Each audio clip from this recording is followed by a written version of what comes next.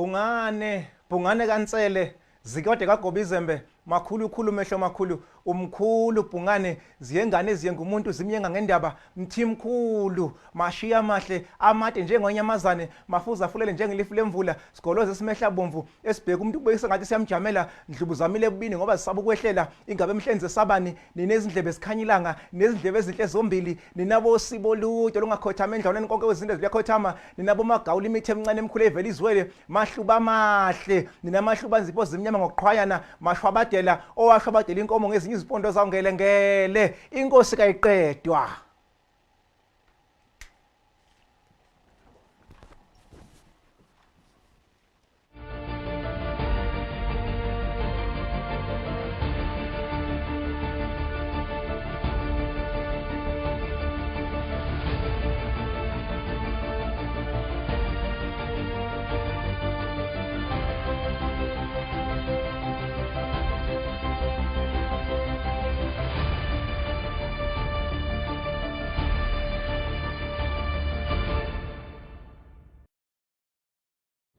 Undlubu zamile entundolweni inhlaba yolunji lohlabathi ngifike bahleka kwagusubala uBhungane windikita yendaba uze baba yindaba nakuzikhundlwane buhele nyathi indlovu kwamazibuku sisigoloze simehlo bofu esabheka umuntu saka samjamela bambambe bamiyekela bambambe bathakana nyonga kanamhlezo kumhlezo baba gazi bayethe khatebe bayethe mthimkhulu bayethe mashiya mahle bayethe wena wasembo bayethe wena mpende kabhutwa ngabandla zombili ungafuza ufukele njengelifu lemvula bayethe mhlobo kanonkala kwaBhungane kusavona ngamakhanda amadoda sakuvona ngemikhanda amadoda bayethe wena mashabato washabatela inkomo nempondo nenkomo zayo bayethe bhutwa bayethe ngelengele bayethe wena nonkala wasemilanjeni sibona uyididiyela kasemilanjeni bayethe mzukulu kancwane kamthimkhulu bayethe mfoka mbube bayethe mzukulwana katatazela bayethe mzukulwana kasothondose bayethe tholela umthwakazi umkhulu Bhungane uNkulunkulu akamkhulu njengoBhungane bayethe Bhungane omkhulu bayethe bhutwa uhlaba ukhangela Bhungane phakathi kwegceke ngoba lapha ebhekeni lakithi sekungene lezihlwele sekungene lamagqwirha nabathakathi uhlaba ukhangela Bhungane uhlaba ukhangela mfoka amakhulukhulu bayethe Bhungane bayethe makhulukhulu bayethe Chibi bayethe Lubelo bayethe Busobengwe bayethe Feloleni lenkomo bayethe Sithoba senkomo bayethe Mhubu bayethe Mpembe bayethe Mashiya mahle bayethe Bhungane bayethe.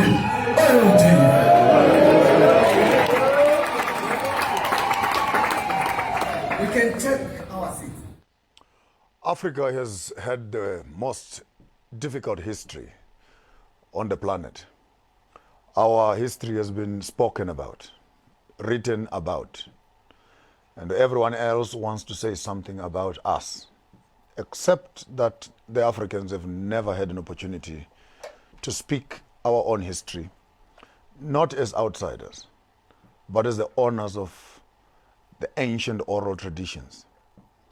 And our political systems that have come into the African space, their first contact with Africa was not with politicians, but it was with the royalties.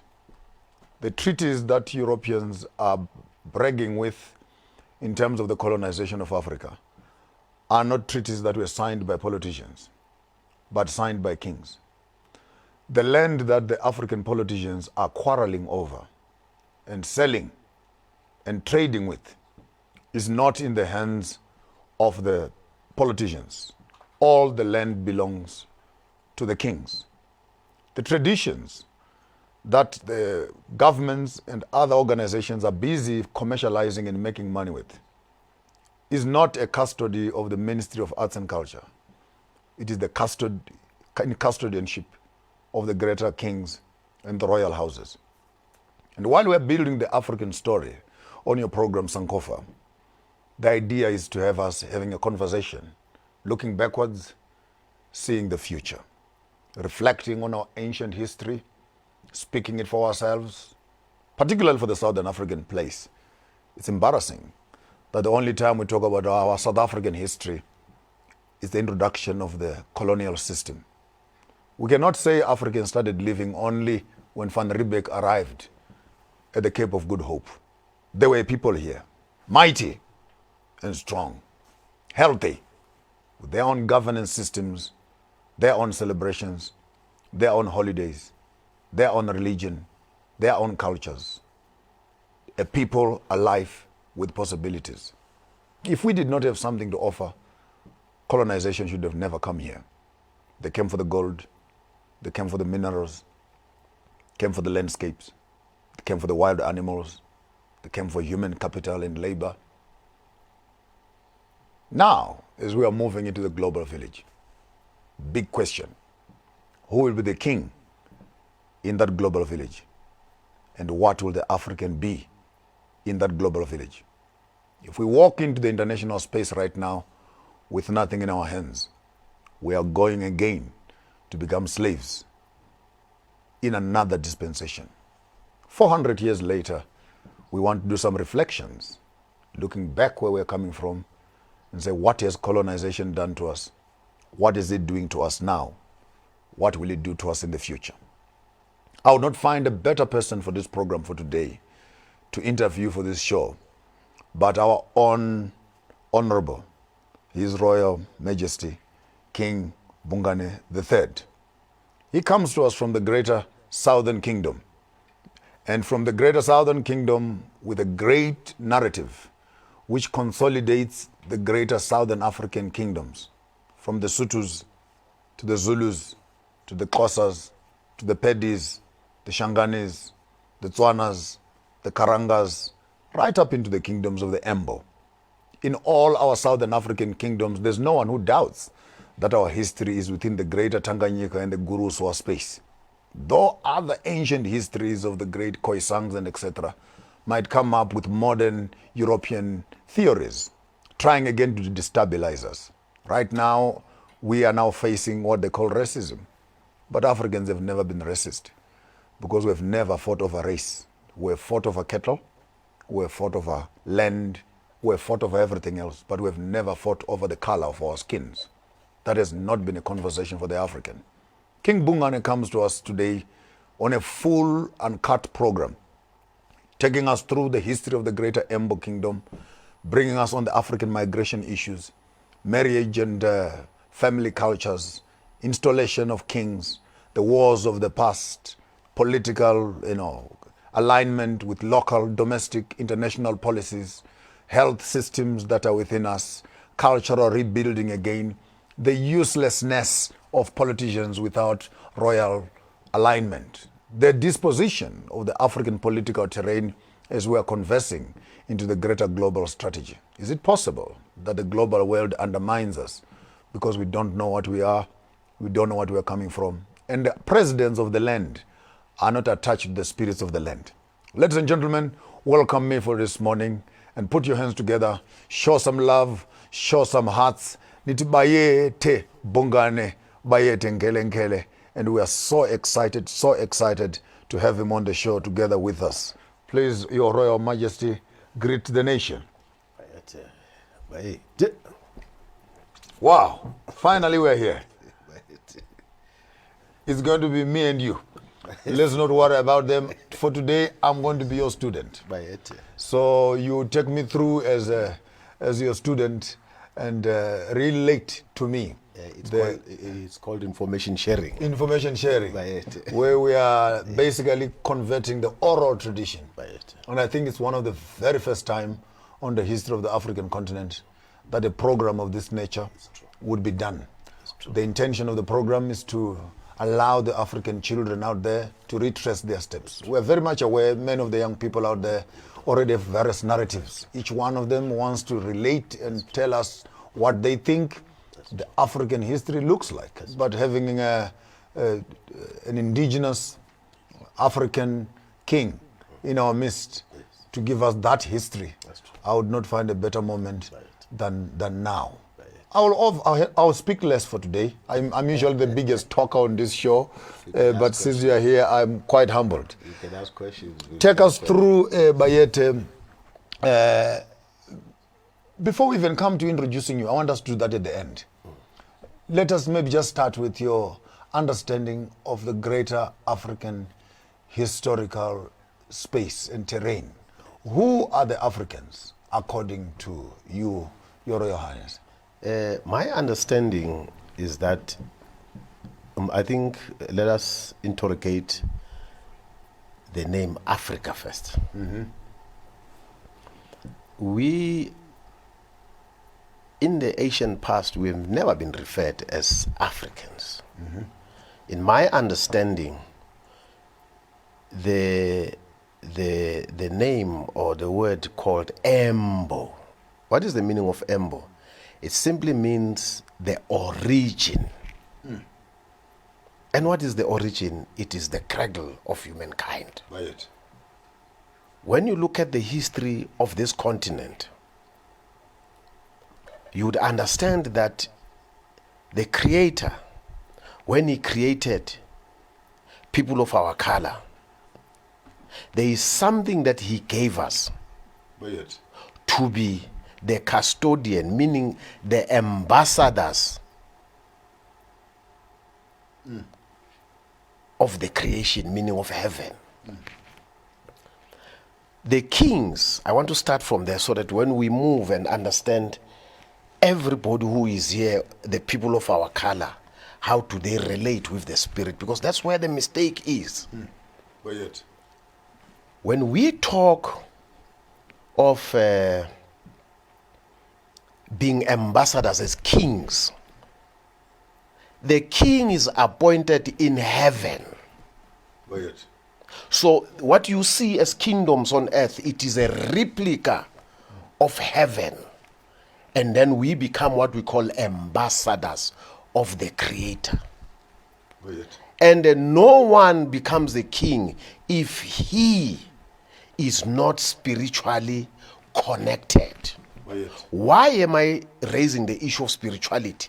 It is because the signal in terms of the Creator, the founder, the father, when he wants to relate a message, he's not going to relate a message to people who are surrounding you. He must speak direct to you. Right. Thus, it is important that you must become a spiritual connected person.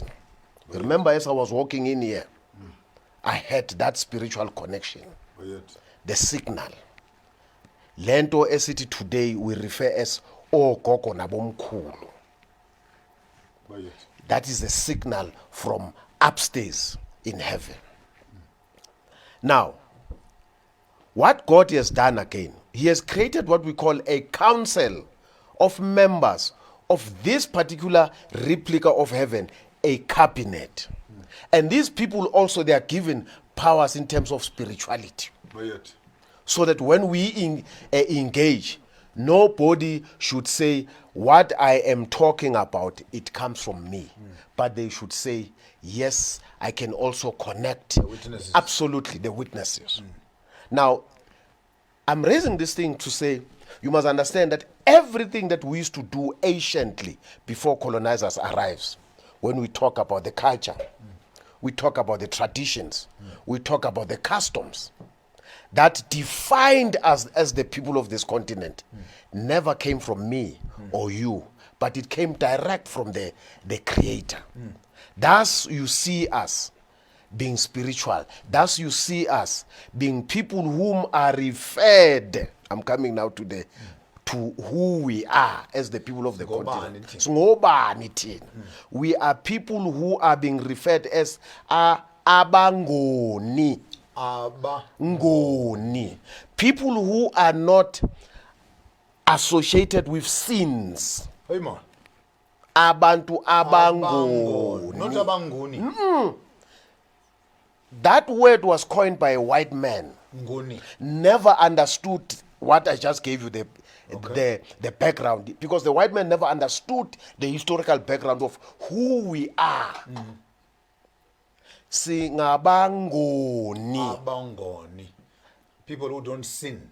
Yes, People who don't delight in evil. absolutely. People who love truth. As you said initially, we never fought against our color. But because of what happened in the past, where we ended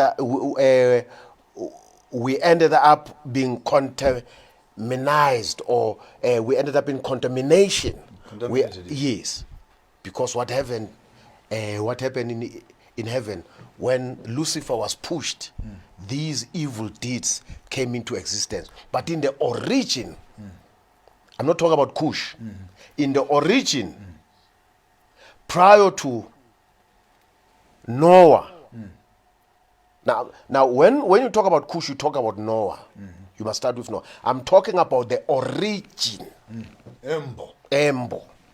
So we are people who are not connected with sin, who our culture is defined by the traditions of spirituality. That's why you see our people, they go to the river. That's why people are being prayed for. Everything we do with water, we connect with the cosmos. Okay. Now I'm coming to another point. These kings that you have seen in the ancient are connected with heaven. So this is what defines us. Now, some people call it Africa because they said it is a place of a warm place that has the sun. The other people call it Africa because it is connected with Scipio Africana, who was a Greek, who was a Roman, all those stories. But the right word, it is called Embo. Now the question that we must also go to, as abantu abangoni, this issue of Sotho, of Zulu, Tswana, what, these are selfish made tribes, clan names. We are one people who were created by the Creator, that is God, Umveli Ngangi. Why we say Umveli? Because he's the first one to appear. Umveli Ngangi. Because he's the first one to appear. What he has done, he has then appointed somebody whom he brought with his wife to be the eyes and the ears and the mouth of heaven. His name is Khomo Ngangi. Khomo Ngangi. Ayibambe lapho nje, ayibambe lapho Nkosi wami. Asijahile namhlanje. And I think we are up to something very, very interesting in this conversation. And I love what you are saying in terms of the words. Yes. Because while you are saying Embo, yes, in my head actually there's a word like embryo. Yeah, there's a name like embroidery. Yes. There's a name like umbilical cord, Embo. And in many of the South African nations here, when they sing in the celebration, Embo. And with proverbs also that actually says, what? No, Embo. So this word actually, Embo. So before we go very far, we must just go to the shops. To those who pay the bills, and they can be able just to give us some small little short break. And while we are there, I can also ask someone to organize some water for the king here, so that while we are having our conversations, and we'll be right back right after the break. Don't go away.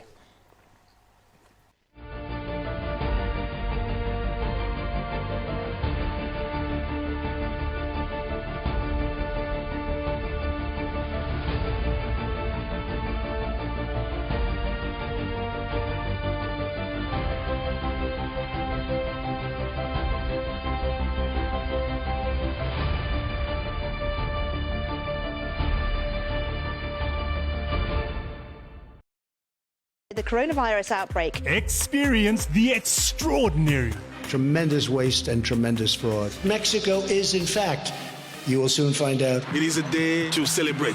We don't approve at all what's going on. Well, I don't know if it's necessarily unusual. Challenge your ordinary. Not only the government, the municipality here has had no plan. Experience the extraordinary with StarSat. From rural to urban, we bring you local and international sport.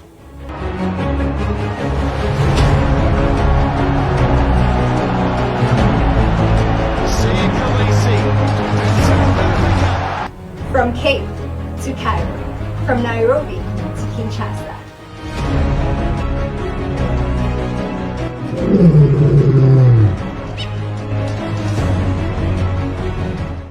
stand out amongst the rest. And we are here to inspire you.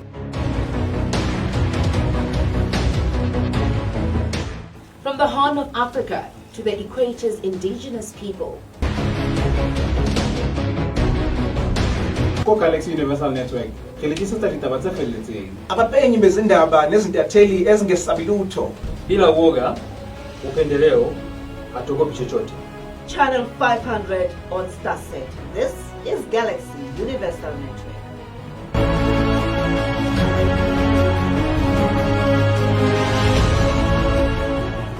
The power to defeat coronavirus is in our hands. Play your part by following these 5 basic precautions. Regularly wash your hands with soap and water or sanitizer for at least 20 seconds. Maintain a safe distance of at least 1.5 meters from people around you. Wear a cloth mask at all times when in public. Always cough or sneeze into your elbow or tissue. If you're an employer, screen your employees daily for symptoms of COVID-19 and where appropriate, refer for testing. Working together, we can beat the coronavirus. A message from government.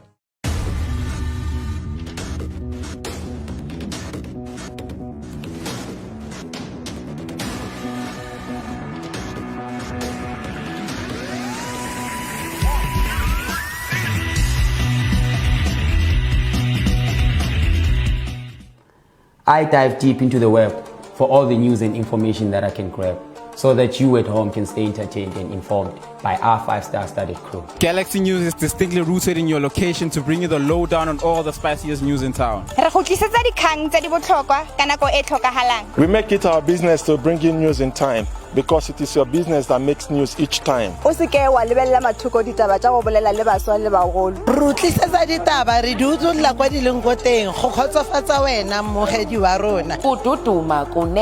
Galaxy Universal News kuphathela indaba zishushu. Sinilethela indaba ezishisayo ukusuka nokuhlala isiqalo nesiphetho asikhethi hlangothi futhi ke asiqambi namanga sizokutshela zona bukhoma khona la ku Galaxy News. Galaxy News. Galaxy News. From Galaxy News.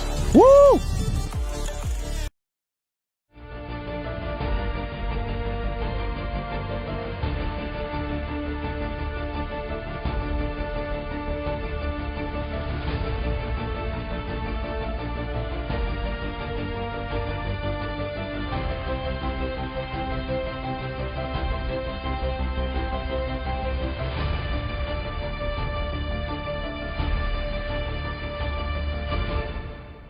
Well, welcome back, one and all. With us in studio today, His Royal Highness, King Bhungane III, taking us through some interesting historical issues around the greater Embo kingdom. And just before we went for the break, he was already starting to break down the words from Embo, embryo, embroideries, where all the African nations should have started. In oral tradition, when we hear about this, the genesis of Umvelingang, the one who came first, and the appointment of his ambassador. What does oral tradition tell us about how the original king of Embo came into existence? The history then informs us that that first person to be the custodian of the earth, or this particular continent that we are talking about, because everybody came from this continent. His name is Dlomo Ngangi, meaning Dlomo the first. Dlomo Ngangi, it's the first. So Dlomo was never born from a human being. Dlomo came out of the rivers with his wife.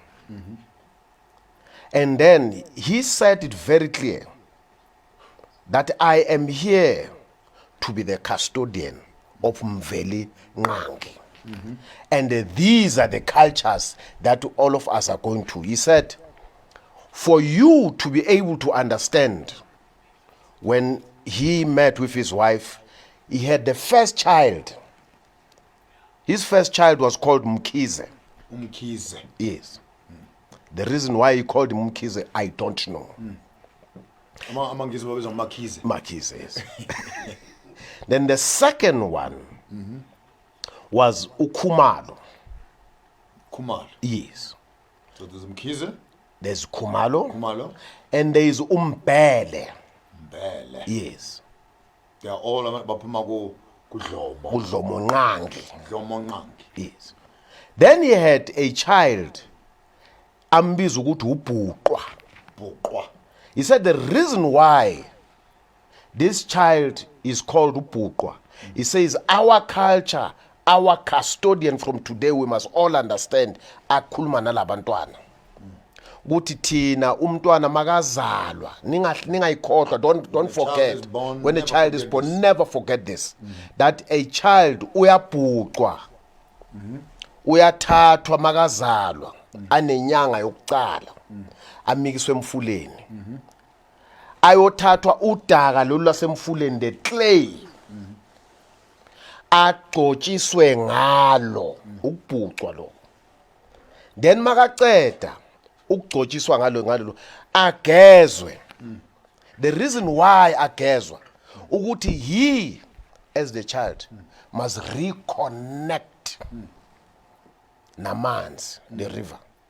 And number two, when this child has been washed, he then wrapped with the skin, because remember in the Bible they say animals were made, later a human being has to be made.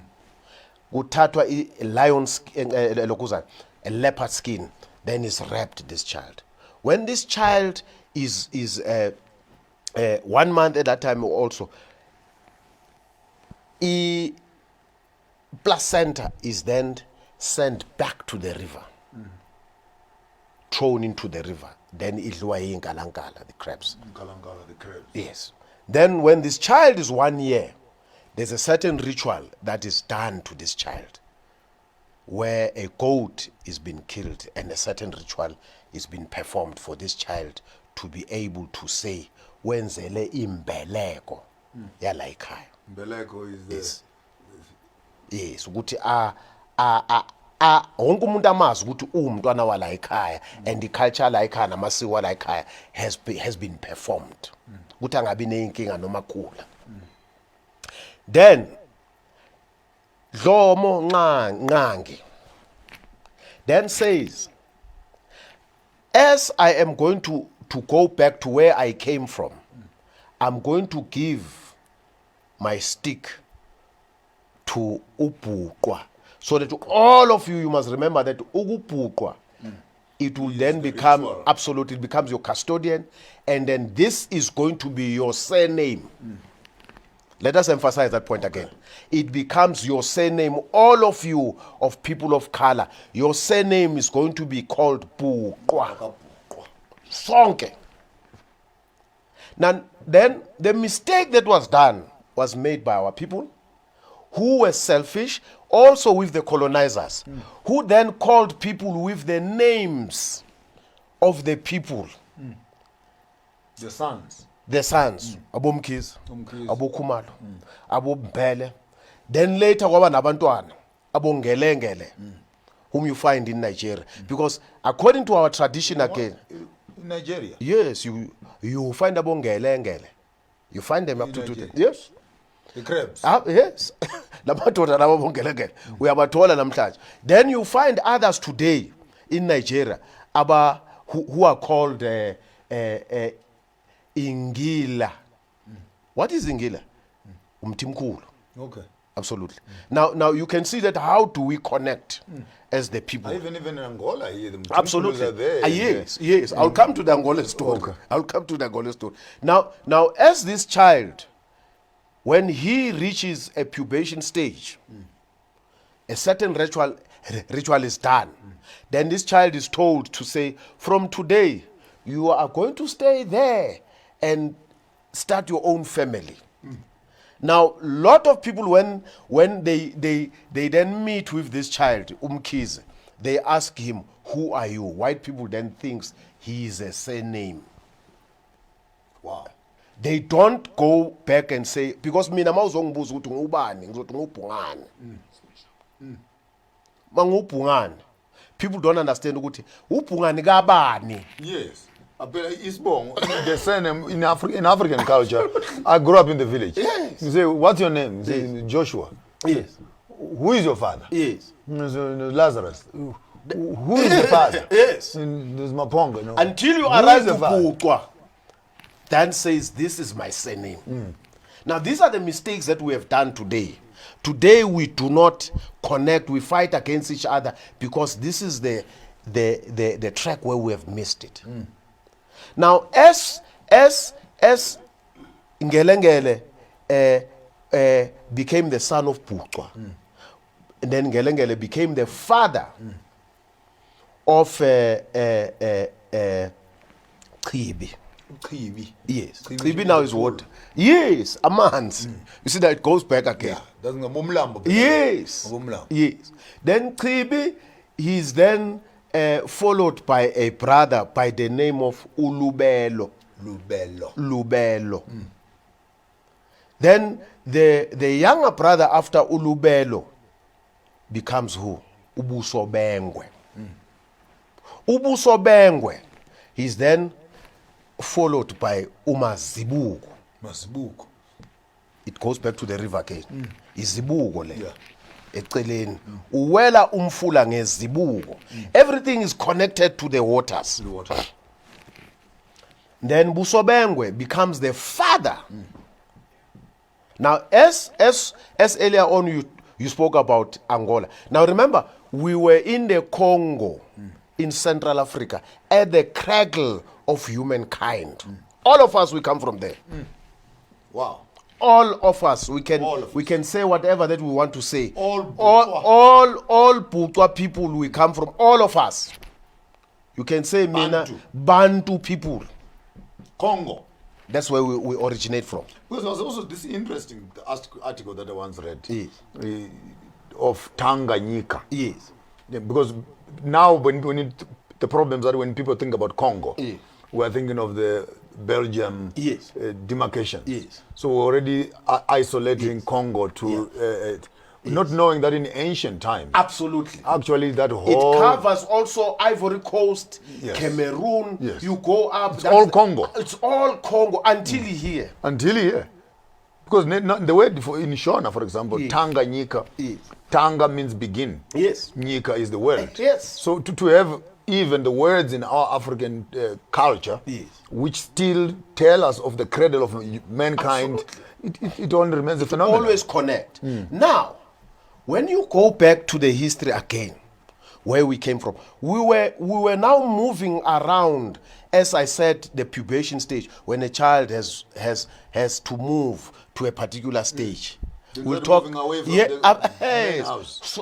So they start their own life, but they don't forget where they came from. Where they're coming from. This is a mistake we've done today. Embo. We have forgotten where we originated from. Then as they move around, they become, I am Mkize here. Then the Ngelengele becomes there. Then he says, no, let me move to that particular because it's not occupied. It's not occupied. For greener pasture.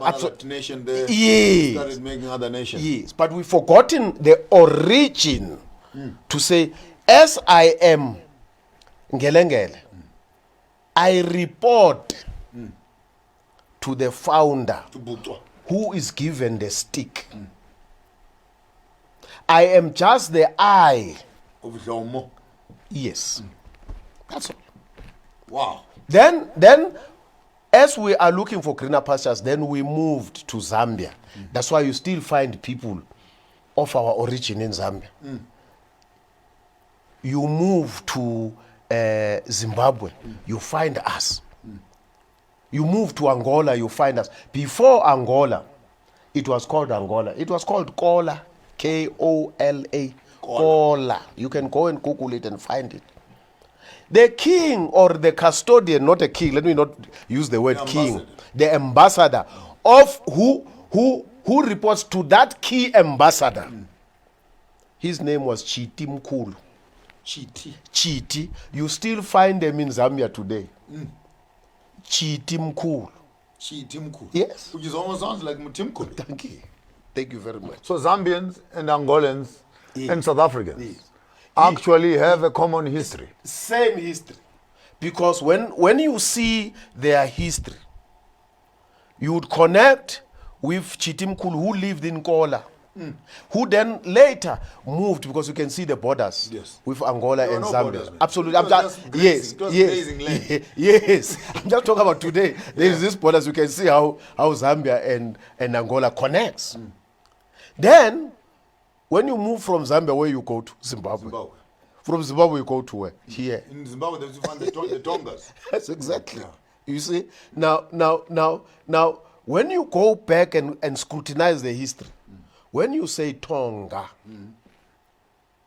is the name of a person who once lived, and people identify it ukuthi Tina singabantu baga Tonga. Utonga then explains to say, no, me, I report. Yes. That's where we go wrong, all of us. What you're saying is very important. What you're saying is very important, because I just want you to stretch it a little bit further. Because by calling yourself a tribe, you are not actually at Embo. The tribe must report to where all it is coming from. So if you are saying, you are cutting the link. Who gives birth to... Can you maybe just take us through that corner there? Because I understand, for example, in South Africa here, we have about 12 or 13 or 14 different tribes, including, of course, the Afrikaners. On the greater African nation, how do you connect all the tribes of the South African population into a common branch? Just to show us from when we came down on the migration, when they crossed the border, already we've heard Umkhize, we've heard Ukhumalo, we've heard Nombele, and Nokhibi, and etc. And then Ulubelo, and then Ulobusobengwe. So maybe just take us through the tribes. The tribes that are formulated from each one of them, so that at least for the young people out there, they can actually say, what does it mean? Now what happened was that when our tradition, as we were moving for greener pastures, as I said earlier on, young as we were, you look for a place for you to be the custodian. You come, Kribi then says, Sihleli songa, kuna Zulu, kuna Mxhosa, kuna ini. One tribe. We are waiting for Zambezi to come down. Zambezi is in Maponga. You see? In Zimbabwe. We are waiting there. Yeah. We are waiting for Zambezi. As we were now crossing to the other side, we use the chain. What is that chain of holding hands? We call it a chain. That's where the origin of the chain comes from. Holding hands as a chain. People are holding each other. Yeah, as we are crossing the river. Now, what happened? There was a mistake that happened there. The group that broke away, pushed by the waters that broke away, is the one of Kribi. Okay. Kribi becomes the father of Tembu. Just right there. Right there, this thing is going to get very interesting here in the Southern African kingdoms while we are tracing how they all started. Don't go away. Just after the break, we'll be talking to King Bhungane, who is taking us through the history.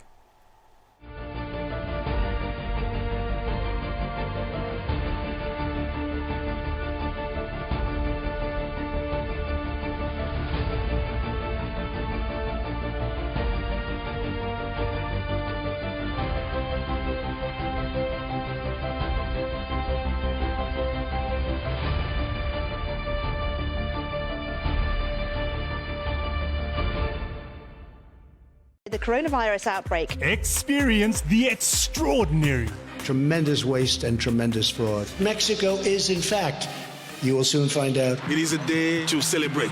We don't approve at all what's going on. Well, I don't know if it's necessarily unusual. Challenge your ordinary. Not only the government, the municipality has had no plan. Experience the extraordinary with StarSat. From rural to urban, we bring you local and international sport.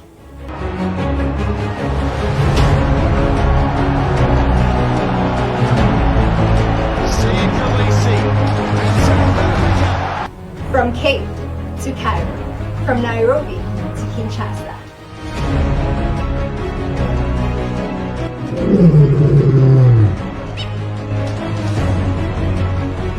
As we stand out amongst the rest. And we are here to inspire you. From the Horn of Africa to the equator's indigenous people. Galaxy Universal Network. Abapenyi bezindaba nezintatheli ezingesabilutho. Bila woga, upendeleo, hatuogopi chochote. Channel 500 on Starset. This is Galaxy Universal Network.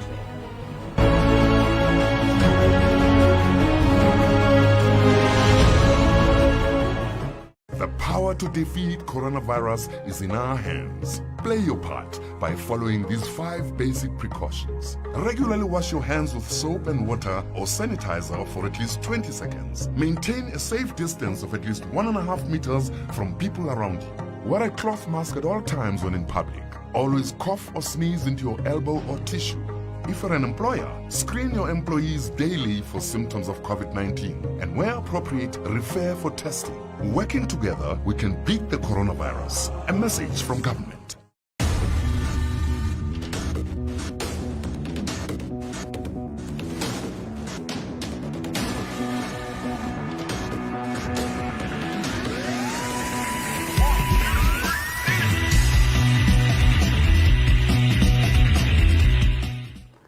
I dive deep into the web for all the news and information that I can grab, so that you at home can stay entertained and informed by our 5-star studded crew. Galaxy News is distinctly rooted in your location to bring you the lowdown on all the spiciest news in town. We make it our business to bring in news in time, because it is your business that makes news each time.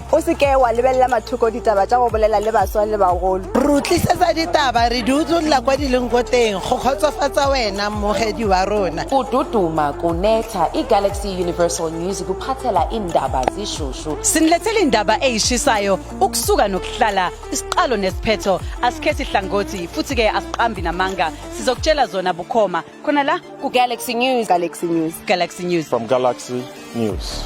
Woo!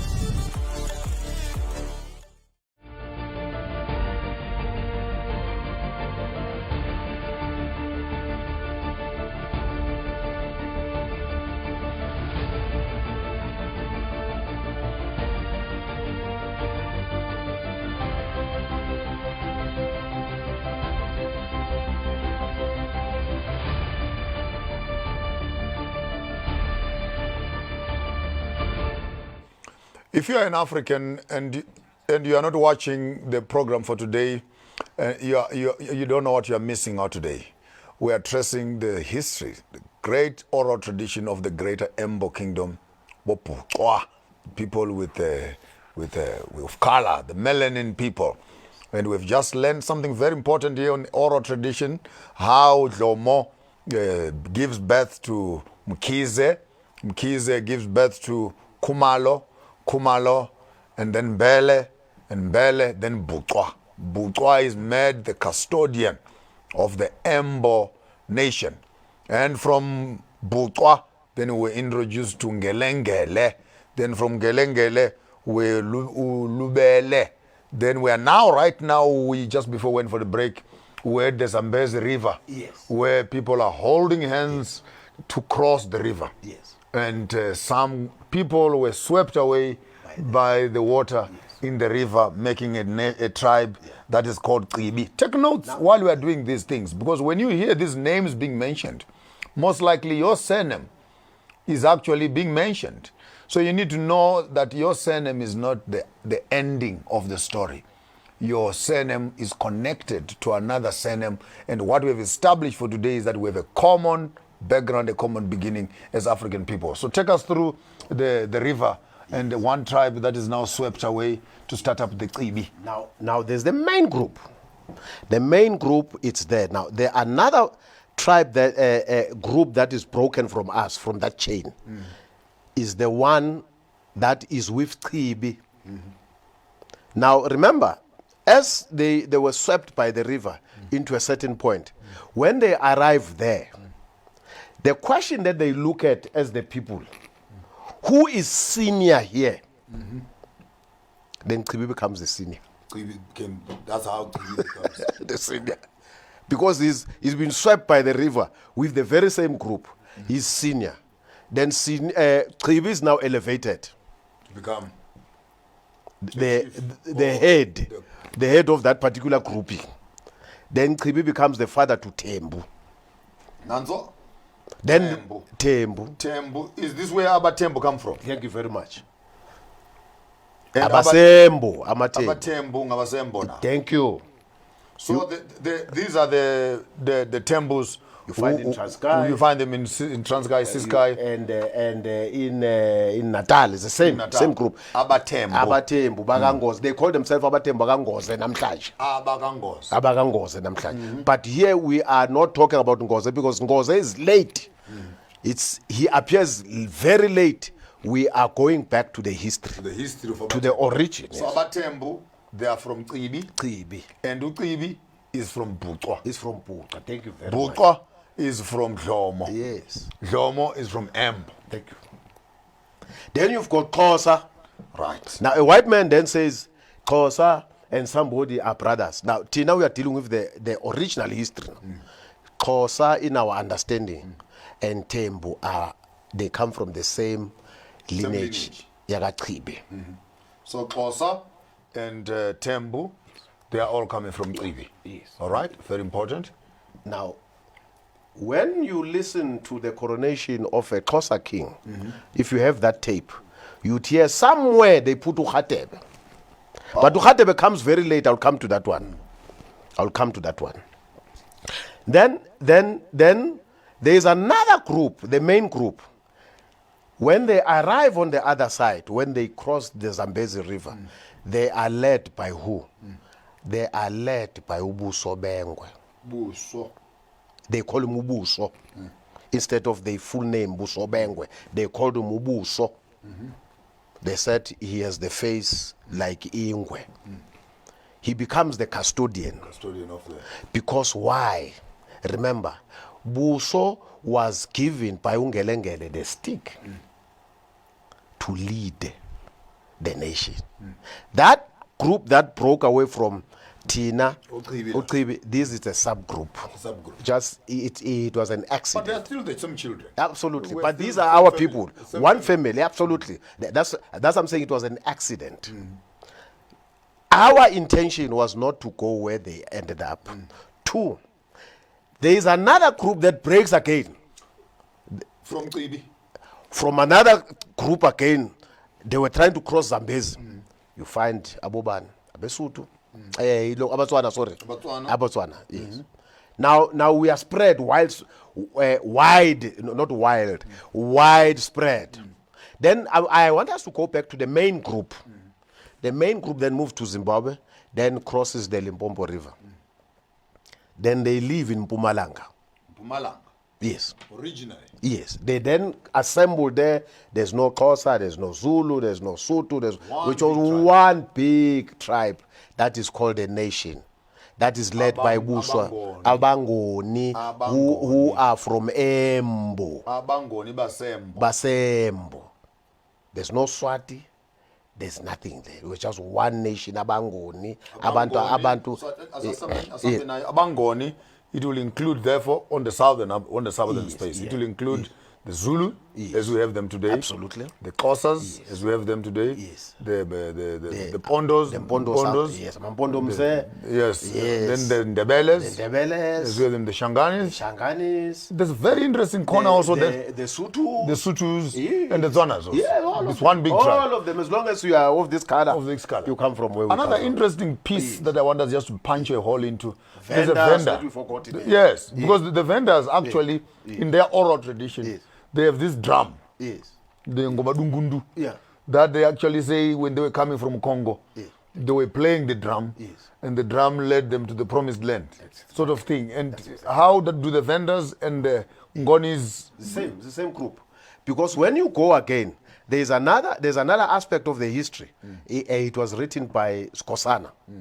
Skhosana then traces the origin of the vendors from Umpafudi. That's what he says. Yes. He says the last born of Musi, because this is late, very late. You know, that's where I was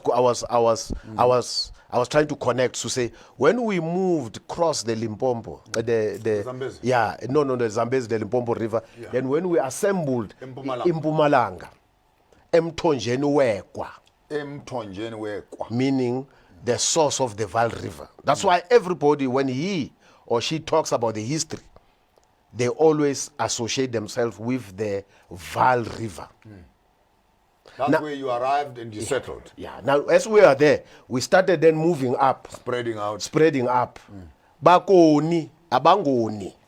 They refer to themselves as Bakoni. Abangoni. While you are there, Bakoni, in Zimbabwe, there's a whole dynasty of Makoni. Yes. You hear that? Yes. That's exactly. It's the same. Abangoni, Abantu Abangoni, who are not sinners. Then what happens there? They are then led by Buso. Emtonjeni wekwa. And where is this Emtonjeni wekwa? This is where we are living, in a place today we would refer as Brayton or as Abokromkrans. It includes yonke la ndawo lapha ngase Brayt. Okay. Abokrom. That's why when you hear the municipality, it is referred today as Msukalikwa. Msukalikwa. Yes. Oh, okay. They are right, those guys. So actually Msukalikwa is the source. Is the source of the Val River. What you see in the Val. Which feeds the whole, almost the biggest river in South Africa. Yes. That's where we all arrived. Now, because it's going to get very interesting now. Yes. because we are moving now, most likely. I would have loved to drag you back, but I think if we can clarify the South African story, then we can go back again into realigning the African nation, just to allow your trend of thought to be with us. Because we'll be moving now into how do we end up with these various royal houses in South Africa. Absolutely. Then Busobengwe. Then fathers a child according to our history. You can contest it the way you want to contest it. Then fathers the first child. We are a Emtonjeni wekwa. What we refer to as Msikalikwa. He fathers the child. That first child is called Lemini. Emini. Mini. So how come it sounds like Dlamini now? That's the Dlamini we are talking about. Okay. Lemini is then followed by another child. What is the interesting story about Lemini here? Because it looks like the African words are not just words. Absolutely. There is a meaning behind that. Absolutely. According to the history, we had, according to the elders, they are saying Busobengwe would sit with the council members and chat and tell them that I'm coming back. Okay. Wait for me, just give me a few minutes, I'm coming back. And then they will hear the engagement of men and women. Okay. And then they will make a joke when they come back. They say, hey, Uhemin. Literally, the man would sneak away from the crow, going to attend to his conjugal rights. So it became that. That's what in the day. Yeah, that's what we were told by the elderly people. Okay. To say the child that is going to be born from this locusa must be called Lemini. So it became a joke, but it ended up like sticking that particular name, I'm told. Then Lemini is followed. Very interesting. Lemini is followed by a child called Umhlanga. Now remember, one point that we have not touched in the Congo region, where we came from. When Dlomo Nqangi came out of the water, he came out next to the reeds emhlangeni. Makaphuma ngasemhlangeni, he was then referred as Inkosi Yomhlanga. Inkosi Yomhlanga. I know it's going to get interesting. Yes. I want us to go back to Congo. Yes. Because I want us, while we are sharing the history, to be able to toothpick also traditions and cultural norms, which have now become holidays on the southern hemisphere. Because I know, especially the Mhlanga story. The Mhlanga story. We need to clarify that. So I want you to take your time, because you are now telling us ukuthi uDlomo Nqangi uzalelwa ngasemhlangeni. He came out of, that's why he was referred as Inkosi Yomhlanga. Meaning, Umhlanga, it is something that is pure. The reeds. Something that is pure. Water, remember, water is pure. If anything is dirty, it's been washed by water. No, in our tradition, what does the reeds or umhlanga signifies? Umhlanga, it has nothing to do with the blood, as today they are calling themselves. Yes. Umhlanga. Umhlanga now is a name, I'll come to that one. But in terms of ceremonies that you would find today are being celebrated by people who have blood in their hands. Take me through that one. Now, traditionally, wow, I hear something there. Traditionally, is somebody who came out of the waters. Purity, very pure, who connects with God, who is spiritually, who has nothing to do with killing with blood. That's why he's been referred as Uyinkosi Yomhlanga, who comes from what? From people abangoni.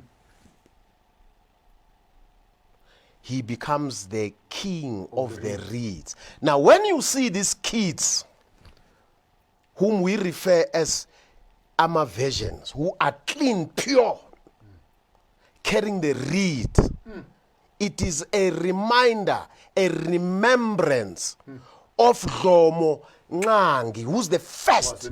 That ceremony, it is about celebrating, remembering the father of Embo. Wow.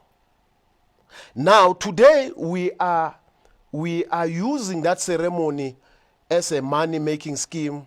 We don't understand the original connection, because those reeds that are carried by virgins, taken to the king, who is the symbol of purity. That symbol of purity must be clean spiritually. And then if you are not a virgin, the reed will dry up in your hand. Absolutely. Then when now the problem, then it arrives to the wrong person at the end. The wrong person is the receiver of the reeds. The receiver of the reeds must be pure, must be spiritually connected, must be a somebody ongaoni. Thank you. Wow. Wow. That's something. That's a mouthful. Because it's something that is very sacred. That's how we understand it. So Umhlanga was Swazini. This originally. It originates from there. It emanates from there. Emhlangeni. That's why about Uyinkosi Yomhlanga. And for us to be gathering today, we are now remembering our father. Wow. Udlomo Nqangi. Imhlanga le imabe ileta enkosini. When they bring these reeds. What is the purest thing that a king must do with these reeds? And it is the custodian now. As the custodian, he must be clean spiritually. Yes. He must be spiritually connected. He must be a seer.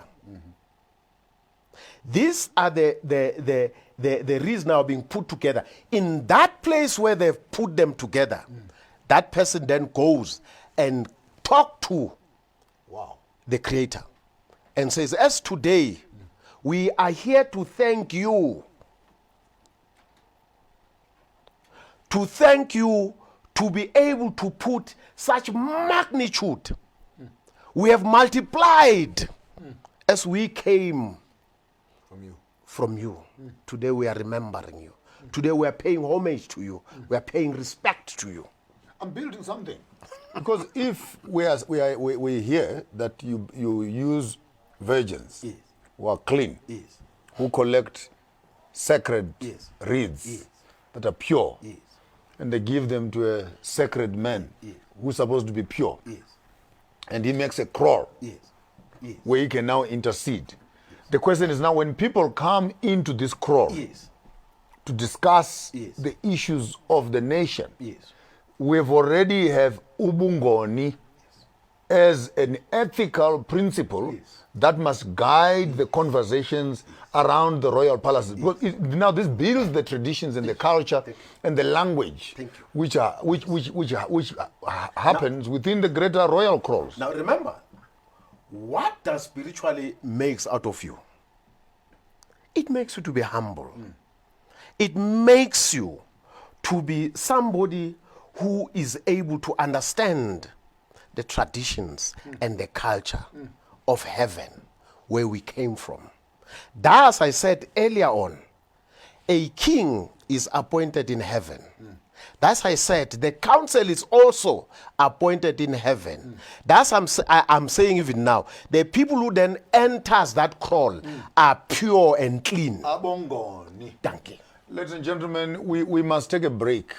But if there is something I'm leaving with you right now, the first principle we are learning in Ndaba Yomhlanga. We need to understand the purity of the reeds and how these reeds are harvested by virgins and then submitted to the king. The king is being told and being encouraged to live in the space of righteousness and holiness and purity, making a crawl where he's going to discuss things and give judgment in purity. And people who come here are bongoni, people who are away from wickedness and etc. After the break, we're having more of these oral traditions in the house with us, King Bhungane III. Bayete.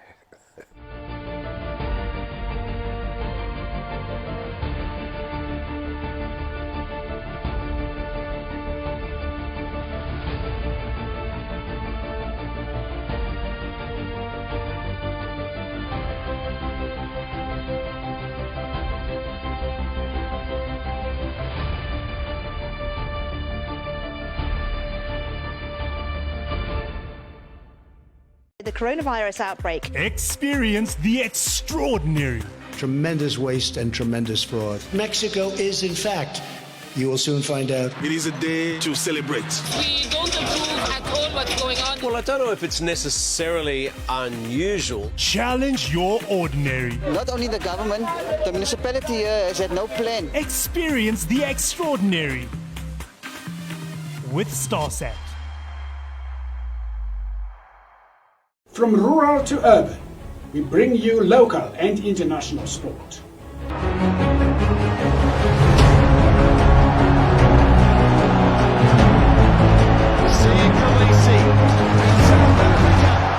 From Cape to Cairo, from Nairobi to Kinshasa.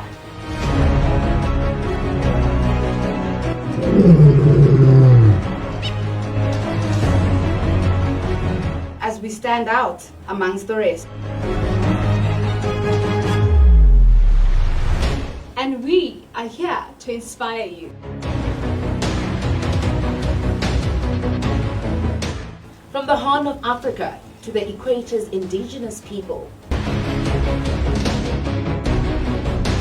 Galaxy Universal Network. Abapenyi bezindaba nezintatheli ezingesabilutho. Bila woga, upendeleo, hatuogopi chochote. Channel 500 on StarSat. This is Galaxy Universal Network.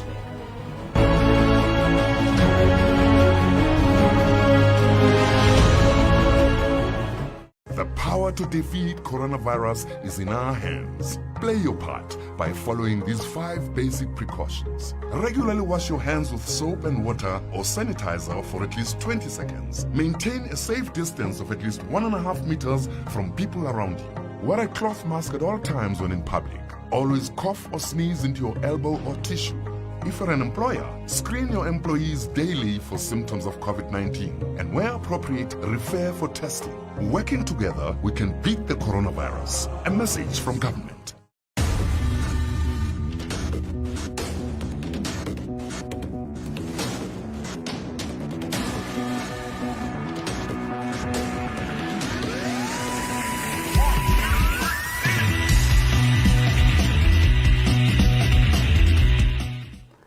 I dive deep into the web for all the news and information that I can grab, so that you at home can stay entertained and informed by our 5-star studded crew. Galaxy News is distinctly rooted in your location to bring you the lowdown on all the spiciest news in town. We make it our business to bring in news in time because it is your business that makes news each time.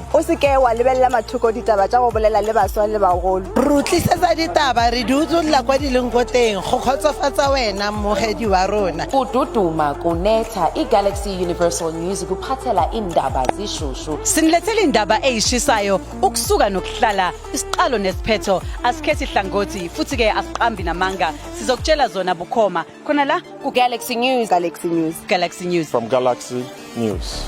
Woo!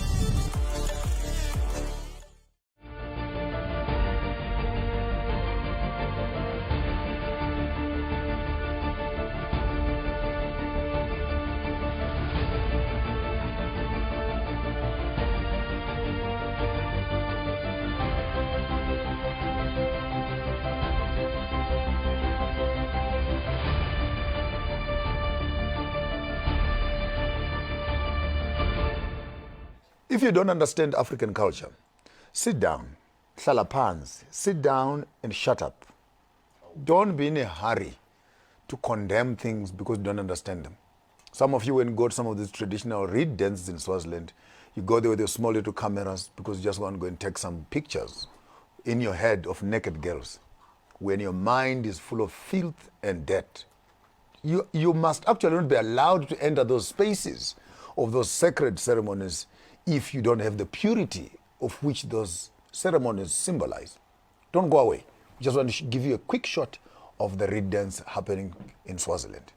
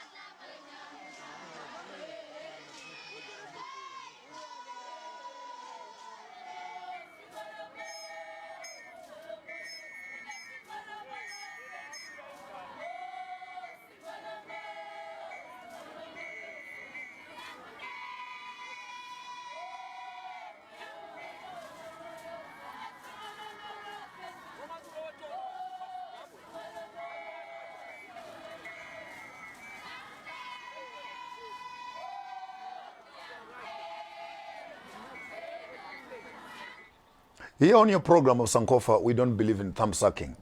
You must talk to the right people and get the right information, then you can make your own conclusions. Can you please take us through the concept of Umhlanga dance? Yes. And your interactions with the King of Swaziland, and what the ceremony really represents, and the intention. I want us to look maybe when a European or an outsider is looking into the ceremony, what are they seeing? And when I as an insider, what are you seeing? As I said earlier on, Umhlanga, it is something that is a ceremony that has to do with our traditions, where we came from, to remember where we came from, and to give honor to the founding father, uDlomonqangi, who came, and then as these young girls, they are bringing, because it has to do with purity, they had to put it somewhere, and then the king then goes there being clean spiritually. He goes there with his counsel that is clean spiritually. And then they go and speak to the God, the creator, to say, thank you very much. We have come into what we are. Today we have manipulated, we are many. Multiplied, I'm sorry, yes. We have multiplied into what we are. So we give thanks to you. And then later, there's a celebration of that nature of being multiplied as a nation. So those kids that you see there, they are not there because of they want to show their nakedness. No, it is the tradition. It's about purity. It's about displaying who they are. Wow. Spiritually. Wow. And then I remember yes. Yeah. We are not there to say we are gathered there to marry young girls. No. It's a spiritual ceremony. In that spiritual ceremony, I remember when I was with Lokuzani Ngwenyama Swaziland, he said to me, King Mswati, a lot of people think that when there is this reed dances, I'm here to choose a wife. No. It is because they don't understand the significance. Absolutely. It is not about that. It is about remembering uDlomo Ngangi, who came out of the waters next to the reed, as he's been referred as the king of the reeds in Nkosi Yomhlanga. That ceremony, it is about that. That is how it is. Not what we think ukuthi sizoya lapha ngama camera sobona amajiji sizothatha amajiji then we are going to look for women. No, it's not about that. And let me tell you something. A woman is chosen by the gods during that pure ceremony. It could be during that ceremony. Oh yes. But a wife of a king, it is the gods that connects the bloods. Absolutely. They know why. They know why they bring that woman into the domain of that palace or the domain of that kingdom. Because she has a role to play. She's not just there just because she wants to be. Or it is my decision. That is why you hear in a lot of cases when a king has been or is to be installed, they said the nation has to go and find a wife. For Undlunkulu, because that woman becomes the face of the same connection of umhlanga nasemhlangeni nasemfuleni nakuphi Embo. You're touching me on something very sensitive. Yes. In the atmosphere that we already are in. Yes. You are a custodian. Yes. Of African tradition. Absolutely. Boys are killing women. Yes. All these femicides. Yes. Violence against women. Yes. I know it's a small little sideline. Yes. But would have failed if from the royal house. Because right now you might look, we're talking about nudity in women and reed dances and how other people can perceive those environments as derogative. Whereas in fact to us, they are sacred ceremonies. That's true.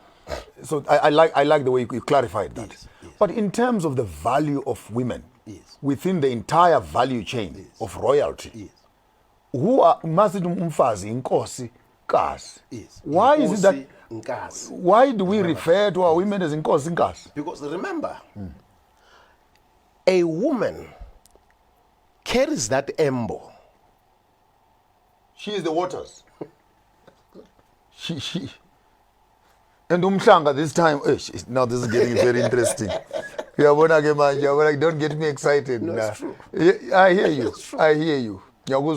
She's the source. She's the source. That's why when we see a woman, you must give respect. Regardless of is not your mother, but you must see her as your mother. Because that woman, she carries that symbol of origin. Wow.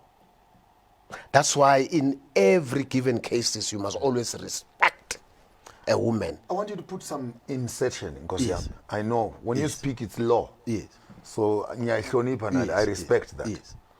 I want you to talk to a young man out there who abuses a woman and tell him the amount of cases and problems in your own world. Absolutely. When a man does such to a woman, what sort of spiritual cloud is he putting on his own life? Now remember, You know, I was talking to a young man who comes to my place. I refer to him as Uskosana.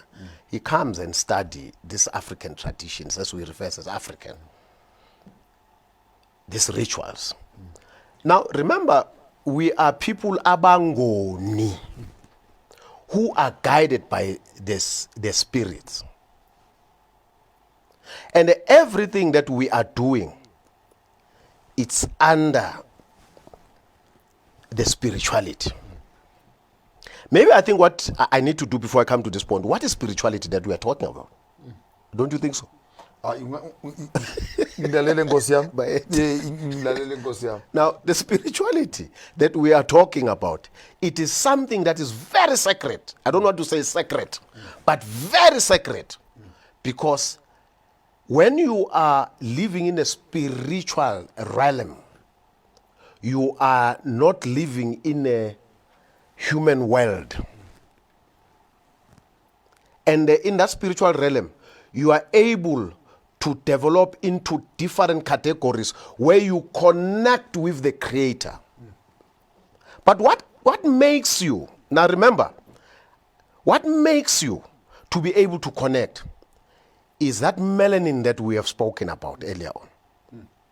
That is designed like a pineal gland that you have as a person of color. When you start from there, when you do anything contra to that melanin that is moving in your system, you have created a sin already. 2, when you are now connected with the cosmos, with the waters, then the Creator is able to relay messages to you. That's why kunalento ngesintu bathi unembeza. Conscious. It tells you don't do this thing. When you go against it, that's where you create a sin. Yes. You can't justify. That's why when they say when you die alone. You go to the grave alone. You cannot justify to say, no, I grew up in the abusive environment. No, that's not true. You take responsibility. When you see, I'm coming to the point of a woman now. When you see this woman, remember, if it was not because of her, you wouldn't be existing here. Wow. If it was not because of her care, because remember, a child when he's born, he or she, the first encounter that baby engages with mama. That child is taught the tradition. The mother is the custodian, the carrier of traditions and culture and everything. So this is the person that whenever you see, you respect this person. So when you beat this person, you are now beating God. Remember that spirit that was borrowed to this particular woman by God. When she cries and says, yo, it is not that woman who's crying. It is the Creator who is crying. Remember how much sin you are carrying. When you insult and swear at this woman, with the very same spirit that has been borrowed to you by the Creator. You're swearing at it. You are swearing at the origin, at the source. You're swearing at God. So women, that's why they are being referred as the goddess. Yes. So that is very important for you as a human being to remember and respect. That's why when we see them, when we greet them, we don't look at them straight into the eyes. We say, because we are seeing the image of the Creator. We are seeing the person who has brought you into life. That's why you must give respect to that person. This women abuse, I think these kids, what we need to do, I recommend to you, to say, let us create an institute where we are going to be teaching these children the values, the ethics, the cultural values, the traditions, so that they don't. Because remember, this thing that you see today, it has to do with the Western civilization. Now we need to make them to disengage, to know themselves. I remember one chap from the States who is a rapper. He says, do you know that you are God? Do you know, as you are beating this woman, you as the representative of God, because you are carrying his spirit, you are using it with the name of God. What type of sin are you going to carry? Desecration. Well, I think we cannot overemphasize that fact. Actually, it could be a subject for a full day as to the because even in the installation of kings, you cannot do that without women. Absolutely. In the burial of kings, you cannot do that without kings. Absolutely. In all the ceremonies of royalty, you cannot do without. As they say, you cannot become a king if you are not married. Wow. Because even you go to the Bible that is used by the Christians today, when they talk of Pilato, who told Pilato that you are entering into a danger space? It was a woman, his wife. Absolutely. Today, you have nothing to do with that. They give you the other side of the conscience. That is the role of a woman aside you to say don't. Wow. Imagine if you operate alone. No, man. We just got a bit sidelined, but because of the contemporary abuse of women that is in the air. Let's go back to Mhlanga. Yes. My interests are still there. I want to see. I want to see how we work around the Mhlanga story.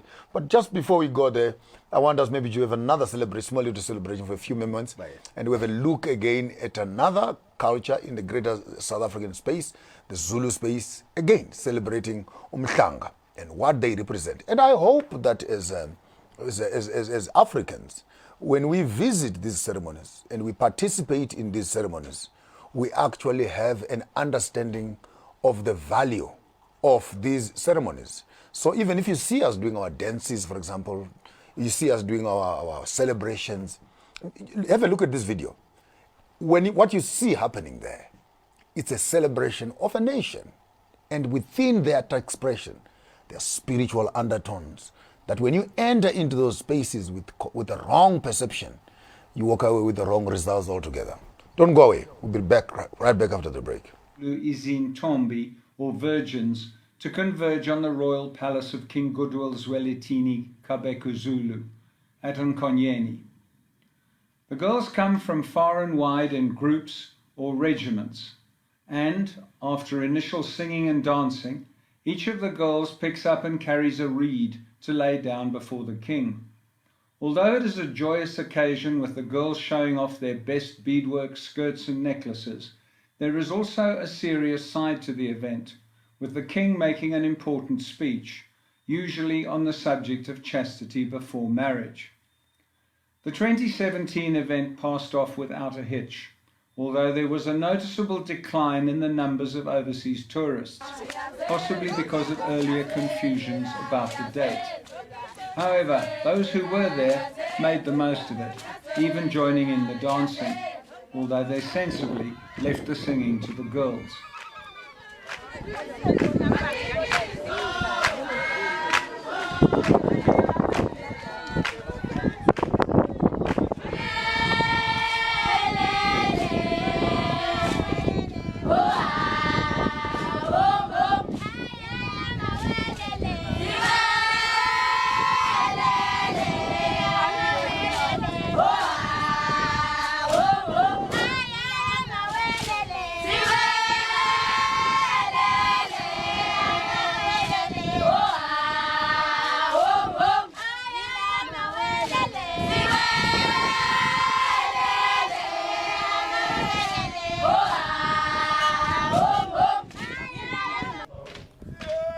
Some of the king's elders are also part of the ceremony, and they are always keen to show the youngsters that they too are expert dancers.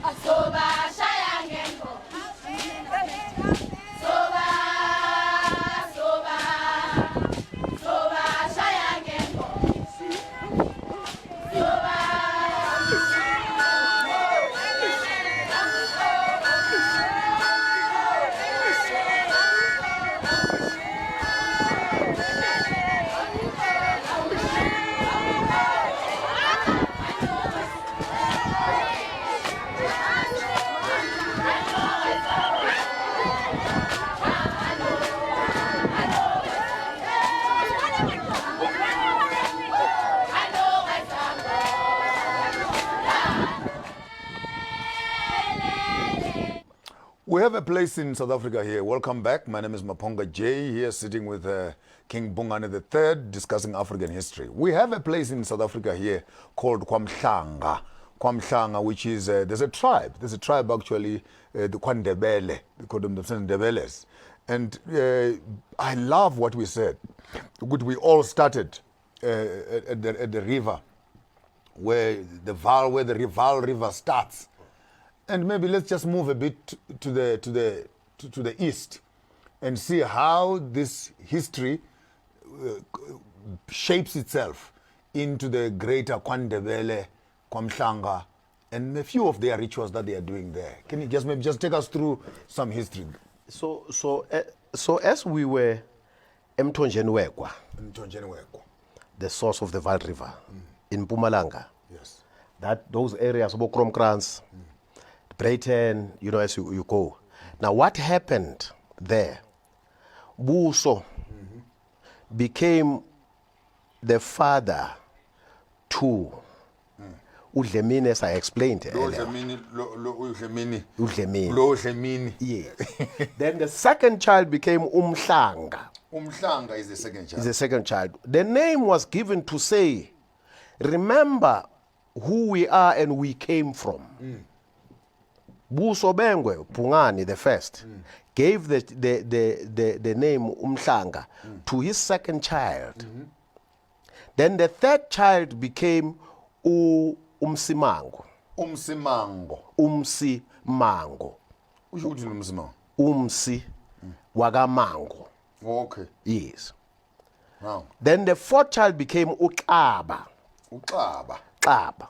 If you look at Umsimango noKaba, ithakazelo zabo ziyafana. Zithi Othabizolo. Othabizolo. Because Tina, we are asijabuli. The word jabula we don't use. We use the word Ugutaba. I will talk about it later, why the Sothos are using Kitabile. Because it originates from us. Our language is a Tekele language. Siyathifa masikhuluma ile yuzwa na ngamabhaca uyangithola abampondo mse wonke lawo bantu la siya namaswati siyathifa, it's a Tekele language. Then the fifth child became Umthi Omkhulu. So uKaba noMsimango then saw that the question of leadership if Busobengwe has to join his ancestors, they thought that one of them are going to be chosen as a king. Uqaba, Nobani, Nomsimango. But what happened was, Udlemini then spoke to his younger brother and said, can we go and look for greener pastures? That's how they ended up in a place where we call today Kwatembe. Kwatembe. Yes. As they were there looking for greener pastures, they started reorganizing themselves, multiplying. Then Tembe said, cousins, you are becoming many. I would highly recommend to you to go ngale kwelibombo and start your life. That's how Swaziland was established. Wow. Did you hear that now? Did you, so Swazi, madod. Amaswazi akala kuThembe. uThembe buphuma ku Dlemini. uDlemini ezalwa ngobusobengwe. ubusobengwe. How much? Very interesting. No, I can follow. I can follow exactly what's happening. So and you find it in the totems. Yes. Because mabe biza bo Dlamini bathi wena wacedza lubombo ngokuhlehlethe. Yes. Then they moved there. They found another cousins, Abakasmelani. Then they started staying together lapha. So what happened was that they then created their own space, because the question again goes back to what I said earlier on. Who is the senior? The senior then assumes power. Power in the environment, yes. Udlemini. Udlemini became absolutely. That's how the royal house of Sobusa. Absolutely.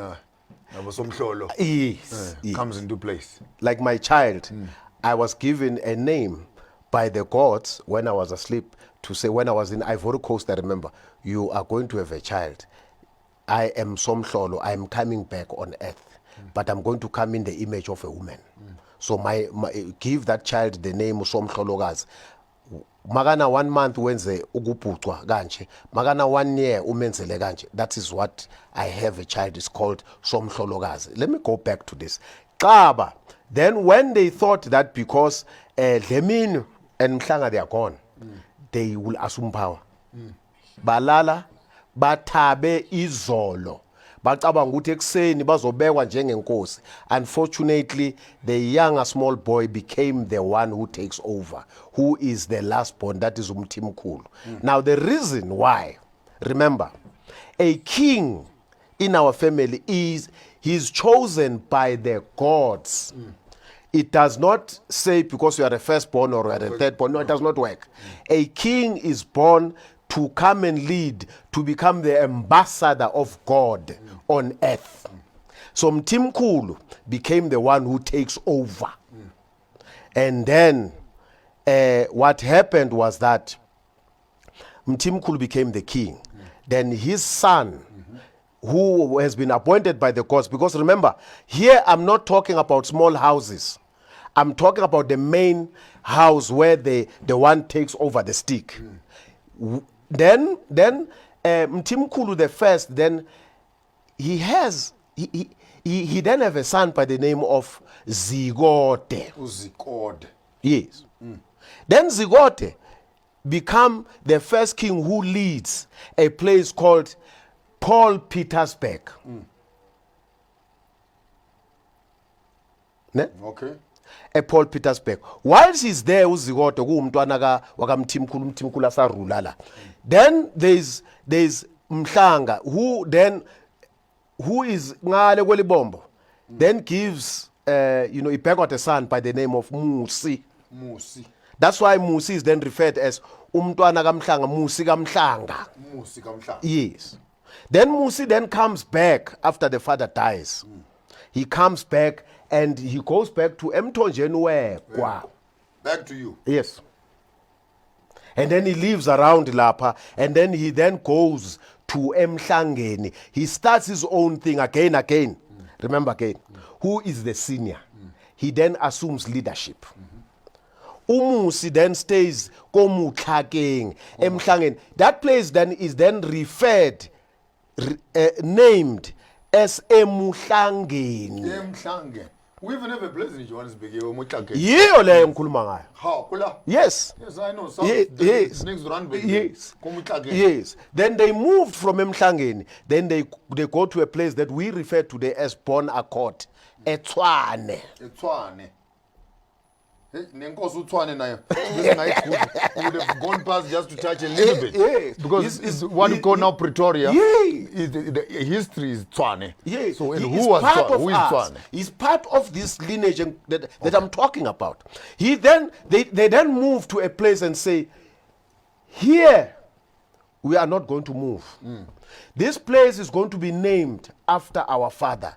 And two, we are going to remember who we are. Where do we come from? This place is going to be called KwaMhlanga. That's how that place was named. Wow. This becomes now the Ndebele area. Absolutely. Then let me go back to Zigote. Then Zigote then begots the following children. He becomes the father to Ngobo, not Ngobo. Not Ngobo. Ngobo. Ngobo is then followed by a child by the name of Hadebe. Hadebe. Yeah. Then Ngobo, every time from the main house, as I said, I'm dealing with the main house. Then when Ngobo has a child of, a male child, he then kills this child. Then the nation says, you know what, we are abantu abangoni. He killed them because he didn't want them to Success, take over. absolutely. To take over Absolutely. after him. Similar thing we find also. Apparently, there's the story around Shaka. He would slaughter children and not wanting anyone to take after him. Now Shaka comes late. No, yes, I'm agreeing with you. We'll come to that one. Yeah. Then he killed. Then the nation then decides to say, Tina singabantu abangoni. Back to our roots. Yes. What Ngobo is doing is wrong. Then they then decide to say, maganikezwe udakwa, we don't call it utshwala thina, udakwa ahambe ayozingela to accompany those who are hunters to go with his chief of staff. He was then killed and eaten by animals. Then they said to his brother uHateb, Hateb, ngena unkosikazi kamfowenu umzalele angasekho. The father used to kill children. Yes. And he's sent to the vusa indlu kamfowenu. That sounds like the Bible. Absolutely. Because there's that verse in the Bible when that says when a man dies, God says, hey, go into this house and resurrect that house. Absolutely. So Hadebe then goes became into a woman, into Ngobo's wife. You know what is her name? Or what was her name? No. Lo Mahlubi. Hey, about what? Lo Mahlubi. Because we never use the N, Tina. You see the Ndebele people who you find today from Zimbabwe, they don't, but Linjani. Yeah, Linjani. Salibona and Linjani. My mother is from that. Yes. So, yeah. So that Li is the Tekele language. Okay. So then Hatebe then becomes involved with this woman, and then a child is born. Okay. Ulo Mahlubi. Ulo Mahlubi. Then that name then sticks around. That's why you find people today, they refer themselves as Amahlubi. So Amahlubi is a concoction of the Ndebele. Yonke lento le angithi Amahlubi. The father is Ngobo. But Ngobo then dies, then Hatebe, then resuscitate the house. Yes. Yes. But the wife's name is Lo Mahlubi from the Pele woman. What's the Pelegas? Pelegas. Okay. Izimzime elidla abantu. Oh. Yangitona. Abasemabheleni labo. These are the people who now all this thing, it happens where? Msinga. What we call Elenge today. Elenge. Yes. So then Hatebe then has this child for umfowabo uNgobo. This child igama lakhe uDlomo. He resurrects Dlomo the first. Isibongo Yes. Udlomo inkosi yasemhlanga. Yasemhlanga. Goes back to Embo. It goes back to Embo again. Yeah. Then becomes Khomo wesibili. Number 2. Because it's not the first, he then becomes number 2. Then Khomo, when he grows up, then people tells him to say, umamako wangenwa uHadebe. Nanzinda. uHadebe is not the king here. He's a regent, ibambela. So you need to take over. Now the boy is grown up. The boy is grown up now. Yeah. And his uncle, Yes. who had slept with Yes. his mother, Yes. was now the king. Now the father supposedly, uHadebe, then says, no problem, let's do a ritual. For you are right, let me hand over to you. The sticks to you. Absolutely. Then they do that. That day when they were having that ceremony, the younger brother to Hadebe, he then decides to say, I am going to be hunting. I don't want to be part of this nonsense. He calls it nonsense. He then takes the dogs. Then Hadebe is told to say, do you know your younger brother is gone? Njengoba shila uyozingela athi no miyekeni uyoba umdluli. You see now the surname comes in now. Uyodlulwa izinto uyoba umdluli umakhunga izinja. Oh my daughter. Umakhunga ke lapho. Umakhunga izinja. In other words, the surname of the Mdlulis starts right there. Absolutely. When the ceremony was taking place, yes, and then this young man says, I'm not part of it. Absolutely. I'll Then take he my leaves. dogs, Absolutely. I go hunting. Absolutely. He gets a name. Absolutely. Umdluli. Uyodlulwa Uyodlulwa izinto. izinto. Things will pass you Absolutely. by when you are busy. Miyeke lo umakhunga. Umakhunga. The one who is holding dogs in his hands while royalty is happening. Absolutely. That's the Mdlulis. Absolutely. Vakamdluli ke nieva kakamdluli. Nina vakamakhunga izinja. Abakahadebe. That's interesting. Yeah. I like that one. And the ceremony goes on? It goes on. Then Hadebe then hands over. Then Hadebe finds a difficulty in living in that environment. Okay. Because now the question would be, ubani ubayede between the two now? We'll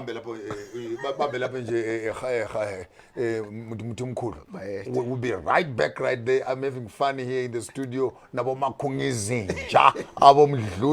All these things are coming up after the break. We'll be back with much more fascinating stuff on the African History Channel.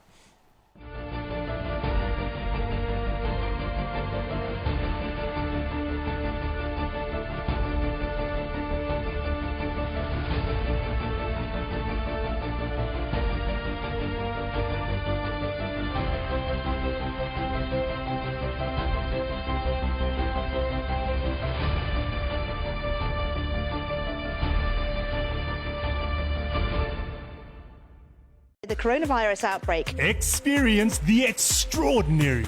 Tremendous waste and tremendous fraud. Mexico is, in fact, you will soon find out. It is a day to celebrate. We don't approve at all what's going on. Well, I don't know if it's necessarily unusual. Challenge your ordinary. Not only the government, the municipality here has had no plan. Experience the extraordinary with Starsat. From rural to urban, we bring you local and international sport.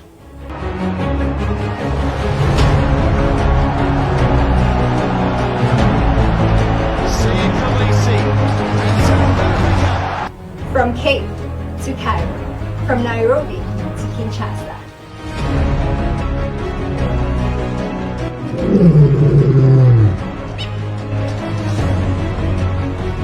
As we stand out amongst the rest. And we are here to inspire you. From the Horn of Africa to the Equator's indigenous people.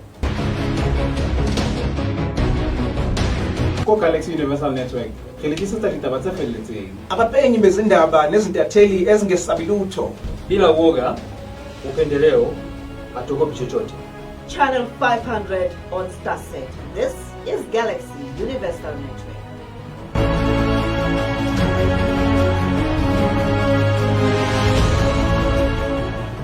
The power to defeat coronavirus is in our hands. Play your part by following these 5 basic precautions. Regularly wash your hands with soap and water or sanitizer for at least 20 seconds. Maintain a safe distance of at least 1.5 meters from people around you.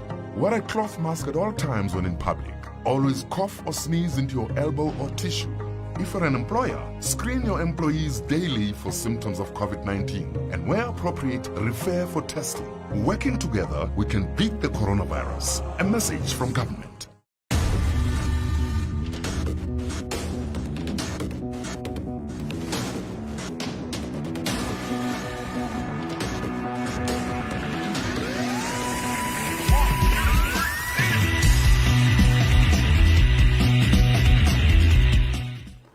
I dive deep into the web for all the news and information that I can grab, so that you at home can stay entertained and informed by our 5-star studded crew. Galaxy News is distinctly rooted in your location to bring you the lowdown on all the spiciest news in town. We make it our business to bring you news in time, because it is your business that makes news each time.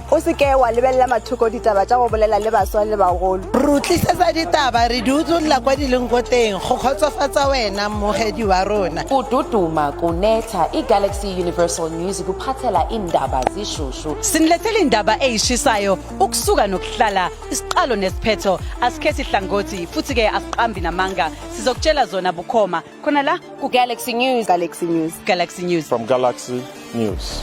Woo!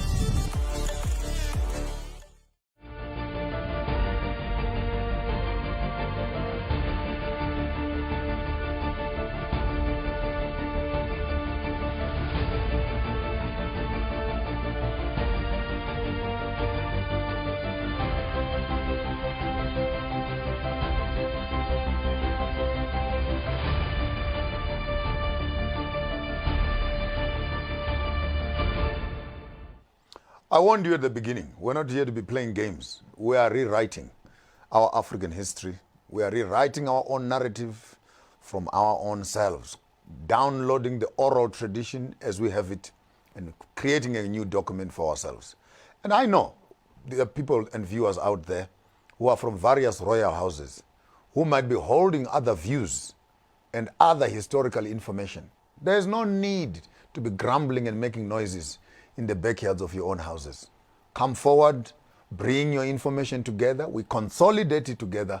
The whole purpose of this program is to consolidate the greater South African royal house. So if you have information, our channel is open, the numbers are at the bottom there. Please call us and bring us more information. And just before we go anywhere further, we're going to celebrate the Xhosa history here. And I know there are lots of scholars in Xhosa, Amahlubi, Amabele, Namabelegazi, Chawe, Nabochachabe, Nabongonde, all this stuff that is happening in the Eastern Cape. Let's have a look at this cultural celebration.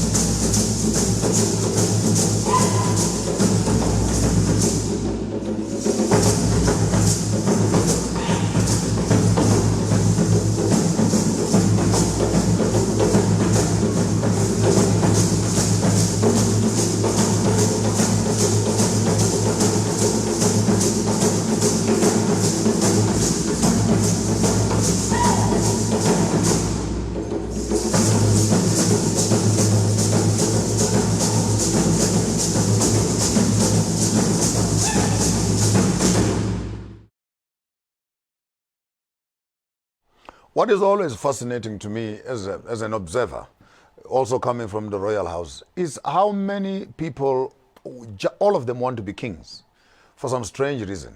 And then you find all this fragmentation, and we can see this tradition of power has been raging our African continent for the longest time. I would want us to take a small little short left. Siyambona ulo mahlubi, no Khadebe, and the beginning of the Xhosa nation.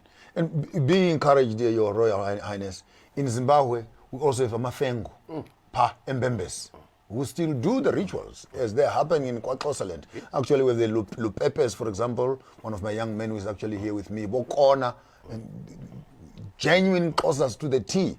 They call us and yeah,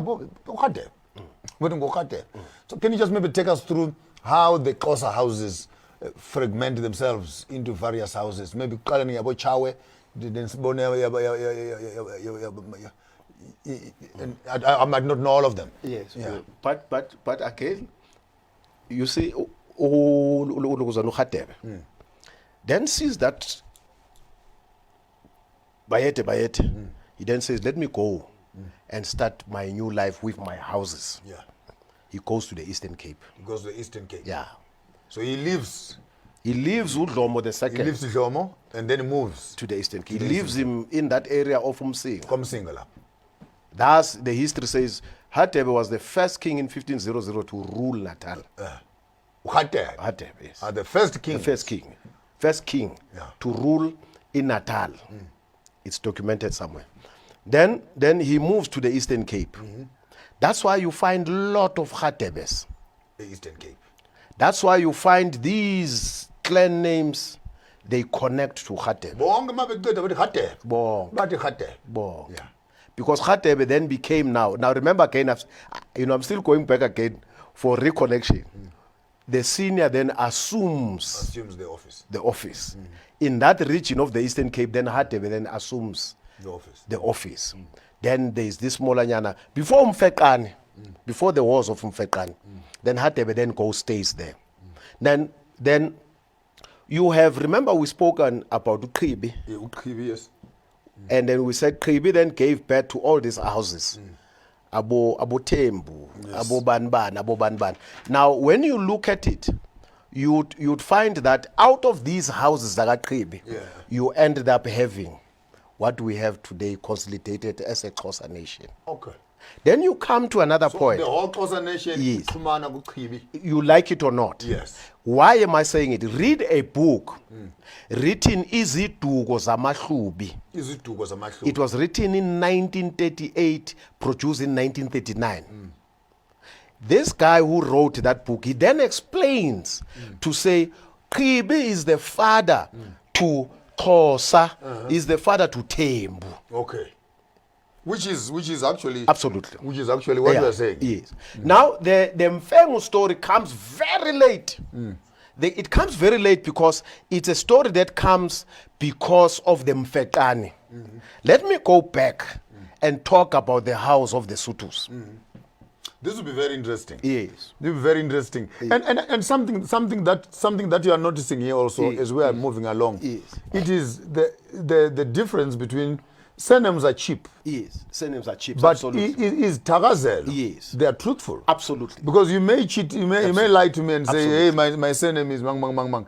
But when I say it's Tutege, all of a sudden you find that when you begin to do your totems, then the one you thought was not your relative becomes your relative because you are meeting in the same That's why in the Eastern Cape, in the same embroidery. Yes, in the same embroidery. That's why in the Eastern Cape a surname can just be called. Yeah. But this person will then say Zichogu Tuba. Yeah. Then he will then explain to me and then you see, you know, that's where you go. Because when you look at the Xhosa nation, all of them, James Isibongo Sam, Uti Zicho, then you find out, no, this is my brother Ufakulu, this is my sister. You understand? Because as you said, surname is cheap. Yeah. Then let me go back. Yes, absolutely. Abo Jonas. Yes, Tute. Then it comes to what we are saying. Then you can hear. Absolutely. Yeah. Then let's go back to the Sotho. Then Khatebe is then around there. Then Lapa Gudlomo. Dlomo becomes the father, the second Dlomo. Becomes the father. Udlomo wesibili lo. Udlomo wesibili. Ukhatela. Yes. There's a house. This house is the one then takes over but Umashia. Mashia. Yes.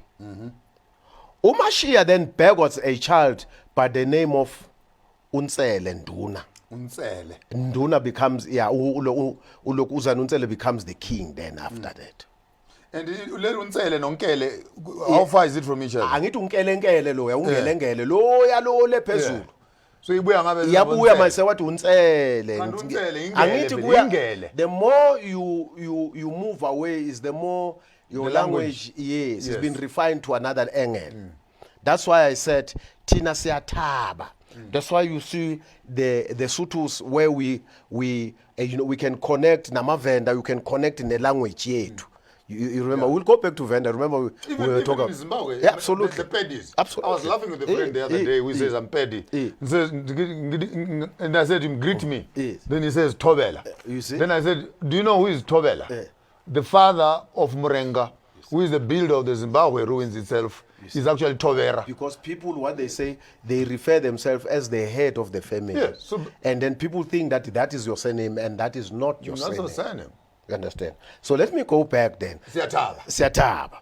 Then Unsele becomes the father to Bhungane, the second. Bhungane the second has a brother. He's called Umwaile. Mwaya. We refer to him as Mwaya, but Abesutu but Umwaile. Then the story goes on to say, then Mwaya then went and looked for greener pastures. Makafika ngale kwezintaba zokhahlamba. Then he found this Molanyana family. Then we understand he's a chief. Then he's then accommodated because we are relatives. Abesutu. Abesutu. But what so the Sotho comes from what? Sotho. Angithi like later we are being referred as Usuthu. Okay. Yeah, because but yes. But I want to come back to that one. That's very important. Then he then lives with this smaller Yana family, this chiefdom. Then the chief likes him. Then the chief has Abantwana Babafana about 3. Then the elder brother who was of these 3, who was heir to the throne, he's married. But these boys, they are lazy. The 3 of them. Yonke into iyenza ulo Mwaya. Mwaya, this visit. Yeah. Uyalusa, uyehla, uyalungisa ensimini, wenzani. The father then develops the love for this one. Lehlala lela bathi kilihlala. Yeah, meaning the squatter in English. So lehlala leli, when the elder brother of these 2 dies, then there was a discussion to say to the wife, kufanele ungenwe umunye wabafowenu.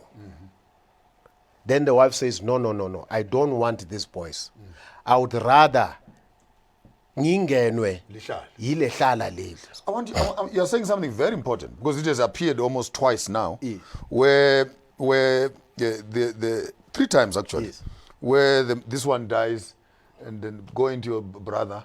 This one dies, go into your brother, and your brother's wife. And it comes back to the top, where you're talking about the wife and the woman being chosen by the gods. And as such, royalty therefore must be incumbent in the womb of the one who was chosen. Absolutely, because no one can give birth to a king, the successor, who's an ambassador of heaven. Who's the king? Unless you go through the wife whom they have appointed. Thank you. So it always comes back again that Undlunkulu becomes actually the one who must bring out the king. So the brother dies. And then there's a problem now. We want the new king. Absolutely want the new king. Then the wife says, no. I would rather be involved with this man. The father says, okay, you'll play outside. The kraal. The kraal, not inside my kraal. The wife says, no, it's fine. Then they started engaging. That's why you hear Abasotho bati, Reba kotedi, Rema shala, Rifikile rakena rakota. Oh, hey. Uyayizwa ke manje. Wako? Rakota, rikenne mole rakota. Rona ba hamwaile. Bakotedi. Tedi. In other words, they went in and they slept with the woman. Absolutely. Bakot. Bakot. That's a Sotho word. Absolutely. For we. Absolutely. We have sex with the. Absolutely. Yeah, bakotedi. Okay. That's why you remashala rona. Mashala. All right. Hamwaile. So Mwaile then when he then assumes. So we're not missing anything. Mwaile is a Khomo. He comes from the Khomos. No, we're not mixing words. We're not mixing words. I want us to be clear so that the story must stand. Must be clear. If people are coming up with other arrows, then it's a so Mwaile is a Khomo who crosses over into Basotho and then stays in this house, and then he goes into the house of one of the late brothers to start up the nation of Bakwena. He then gives birth to the king of Bakwena, Babasotho. Then that's why you hear the story when you say Rona Basotho, Mahlubi. They refer to that because of not understanding those dynamics that were dealt with of how the name comes in. It was the name of a woman because that woman then assumes leadership. Because that time when Khatebe was sleeping with her, she was then become what? The custodian at that time because the husband has died. Who is that? Is Ngobo. Then people were paying allegiance to this woman. That's how the word, the name called Amahlubi came into existence. We are not Amahlubi. We are Abantu Abangoni. Amangoni. Abasembo. And something very interesting also, many of the totems of the Xhosa nation, you always hear them say Umsuthu. Umsuthu. So there's actually very interesting absolutely they connect hegemony between absolutely. So then he assumes that's why Mwaile. Then there's a story of Abopete, of the Sothos. I have the lineage, I can share that with you. Then you are able to understand, oh, that's how we connect with these people, because we are one people. But I'm going back again, where Khomo II had a child, Ulokuzana Bhungane. Bhungane then assumes the leadership. We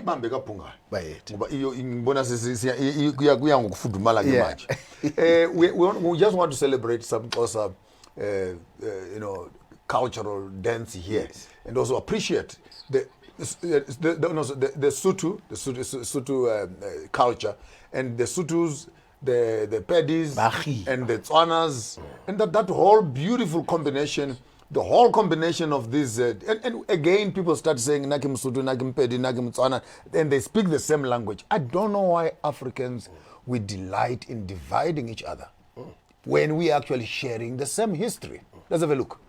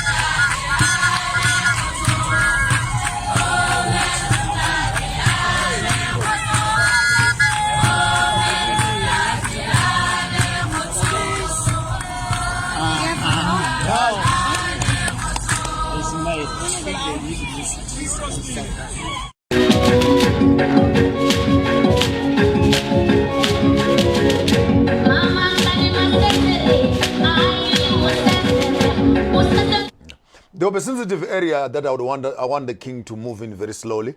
But before we go there, I just want to establish the Bakwena house, the royal houses of the Greater South, and their connection from Lesotho into the Northern Cape, into the Botswana space.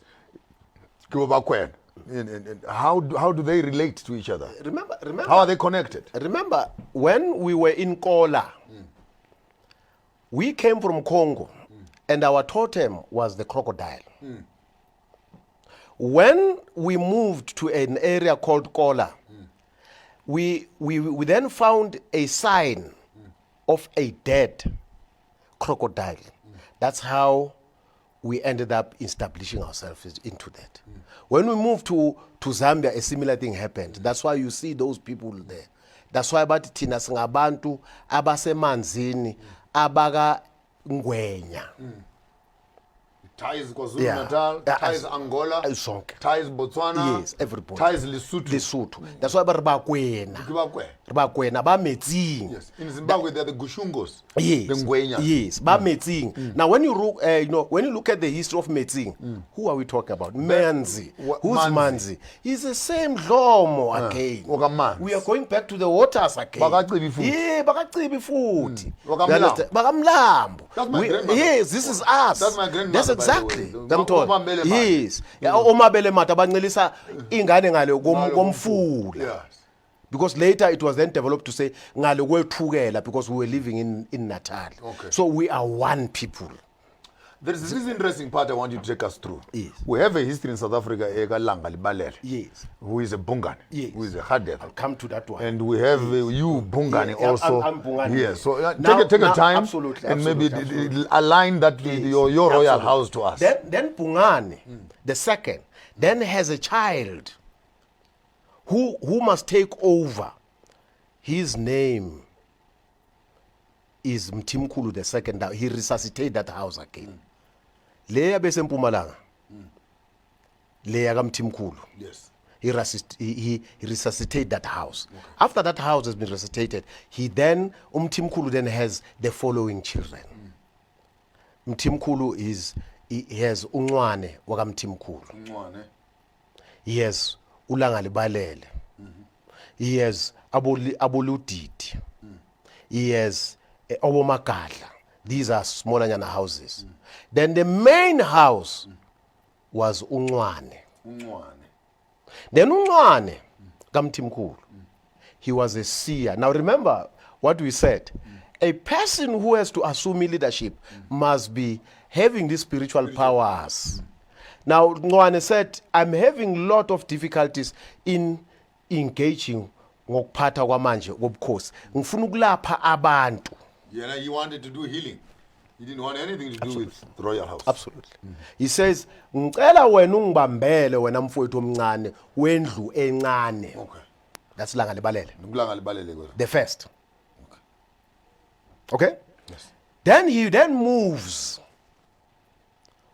Kuba nalezi impi manje zokuthi laba abaze bathi uShaka. Now before we talk about that, let me explain ukuthi uShaka, because it's very significant so that you understand ukuthi what happened there. Because I want to interrupt this one because I know it's moving into interesting terrain. Yeah. Now Ushaka is very critical, this one. Yeah. Shaka then is raised, before Shaka, Ukotongwan is raised by us. Kotongwan, who is later called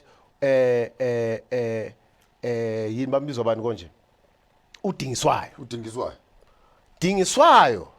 He later brings, because he was raised by us, he later brings this young boy. Yes. He later brings this young boy after learning the skill of a short spear, of fighting the skill. He then brings this young boy to say, there's this boy who is born out of wedlock, who's been chastised by people.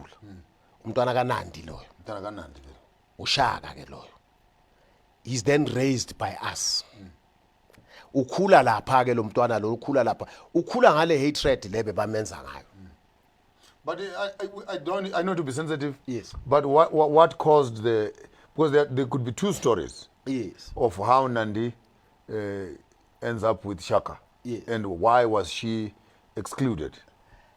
According to the history, we're talking. We're talking that it's oral tradition.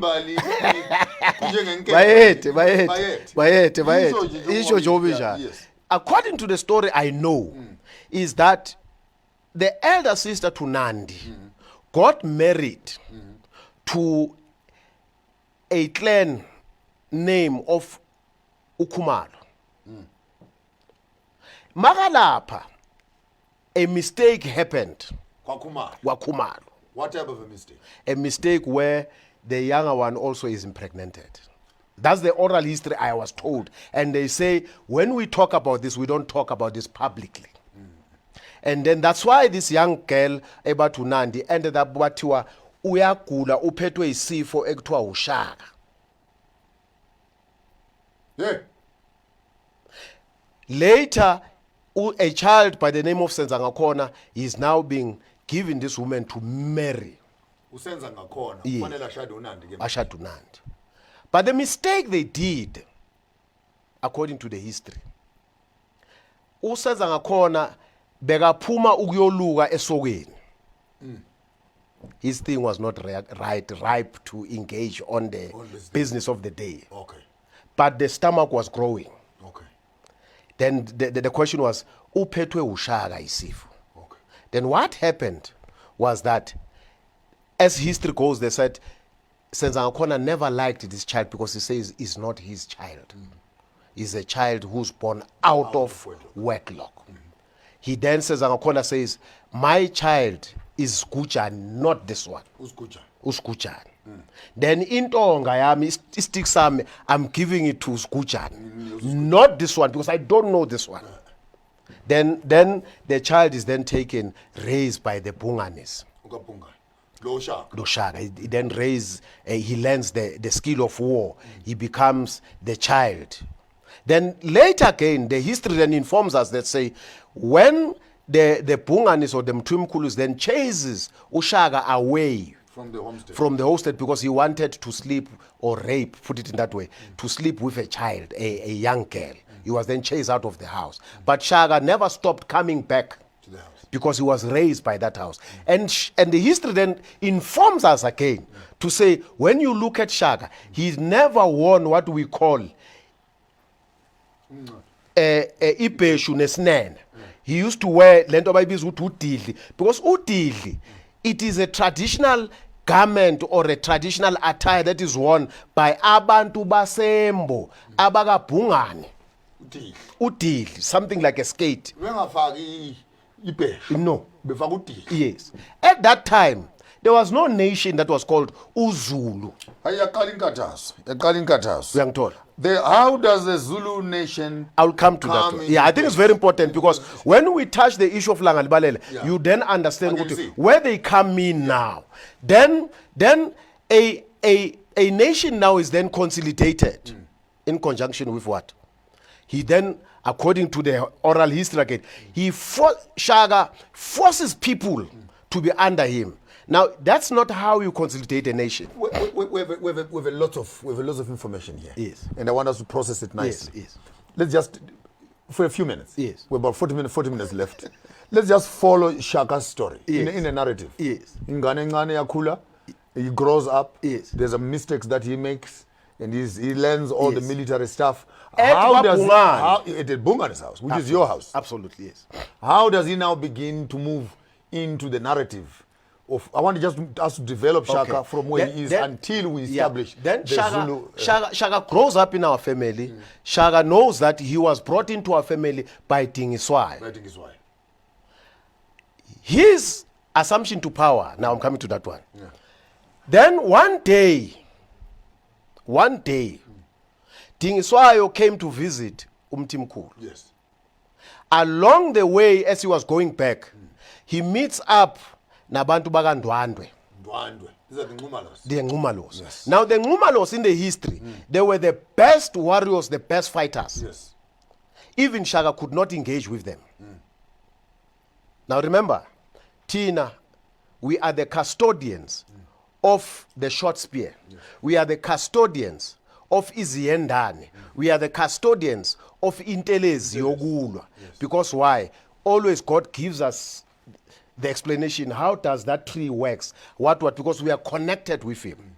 Then Shaka, he's not around. Then Tingswa is way back. He meets up Nabo Zwite, Galanga. Yes. Bondwandu. Abondwandu.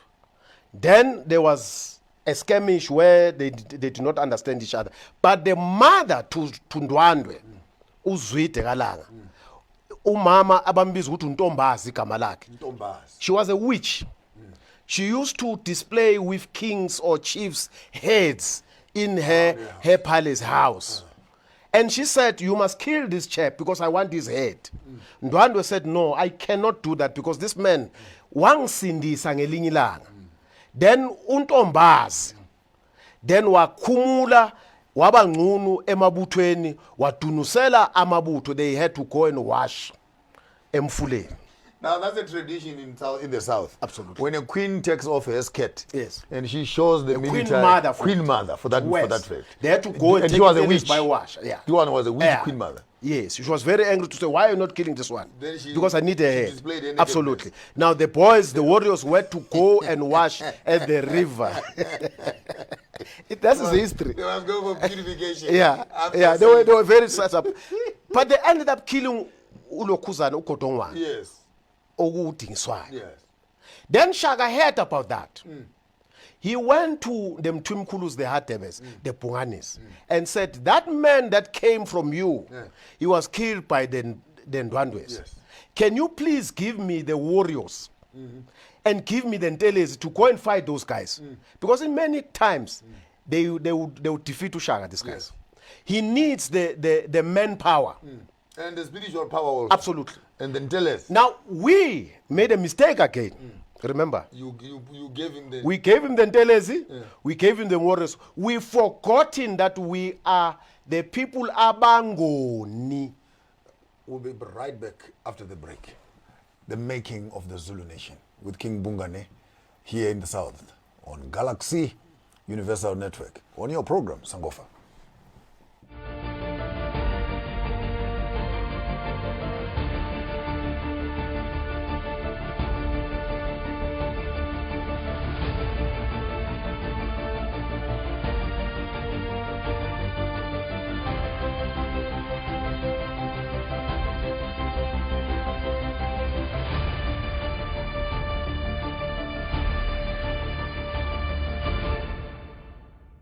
The coronavirus outbreak. Experience the extraordinary. Tremendous waste and tremendous fraud. Mexico is, in fact, you will soon find out. It is a day to celebrate. We don't approve at all what's going on. Well, I don't know if it's necessarily unusual. Challenge your ordinary. Not only the government, the municipality has had no plan. Experience the extraordinary with StarSat. From rural to urban, we bring you local and international sport.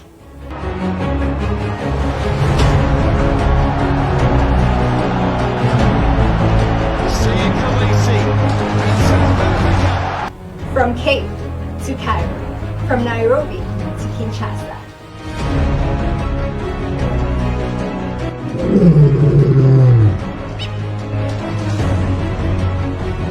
As we stand out amongst the rest.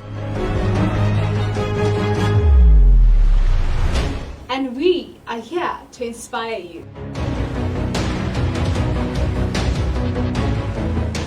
From the Horn of Africa to the Equator's indigenous people. Galaxy Universal Network. Abapenyi bezindaba nezintatheli ezingesabilutho. Bila woga, upendeleo, hatuogopi chochote. Channel 500 on StarSat. This is Galaxy Universal Network.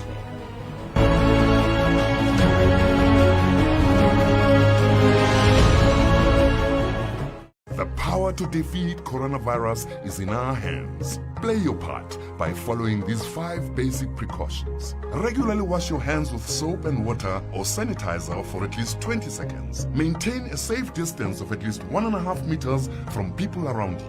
Wear a cloth mask at all times when in public. Always cough or sneeze into your elbow or tissue. If you're an employer, screen your employees daily for symptoms of COVID-19 and where appropriate, refer for testing. Working together, we can beat the coronavirus. A message from government.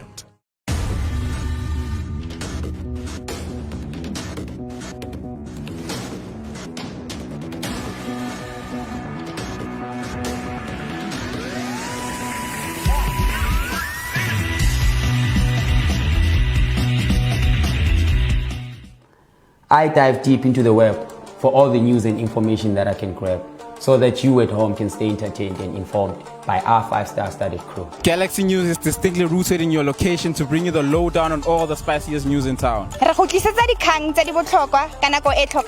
We make it our business to bring you news in time, because it is your business that makes news each time.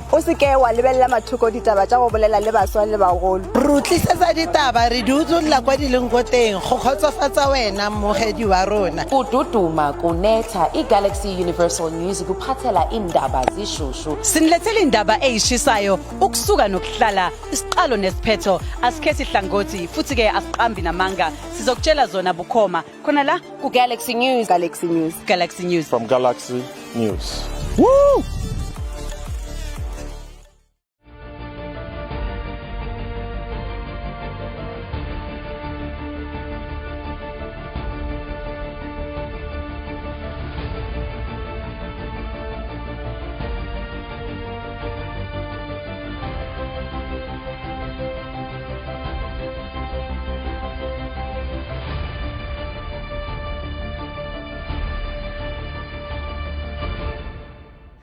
Well, life has never been this beautiful, and history has... Some of you ran away from the history classes. Boom! Today you are stuck with me here. Because when what you are not aware of, people say what I don't know does not affect me. Hey, don't be a fool. What you don't know affects you big time. Because your history determines your politics, determines your culture, determines your expression. And if someone puts poison in your food and say, what I don't know, don't kill me, you die. So we are here to unearth history, learn, and begin to understand ourselves. Maybe begin to understand who is your neighbor, who is your friend, who is your mother. Your mother is born from which family? Where does your father come from? You may end up finding actually that you are sitting amongst lots of relatives without knowing. And for this particular episode, we want to look at the building of the greater Zulu nation, as we call it. So you were busy telling me how Shaka came to Hadeb, and he got the short spear. He got Intelez, which is the emblem of the Embo kingdom, which is a plant which is used for strengthening warriors and stuff like that. Take us from there. Now, remember at that time, Shaka, before Kotongwane was killed, Shaka was always in the midst of the warriors of Dingiswayo, because that time Dingiswayo was his own establishment. Shaka was known by the military, the regiments, absolutely. The military regiments. Then when they killed him, when they killed Dingiswayo, Shaka saw a loophole, an opportunity. Says, I'm taking over here. When he did that, he went and used us. That's I said we made a mistake. Our mistake was not being used, but a mistake because we are people of Abangoni. And the worst of them all, what we did, that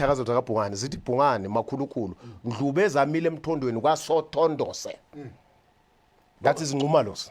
Take me through that one. Explain those few words. Where you, the one who... When Oandlubu ezamila emthondweni kaSothondose, meaning kwaNcumalo, wena oendlubu ezamila emthondweni kwaNcumalo. What did we do? We released our warriors to go and kill Lapa Ncumalo. That's the biggest mistake. Oh, you, the one who released his warriors to go and kill... No, that is...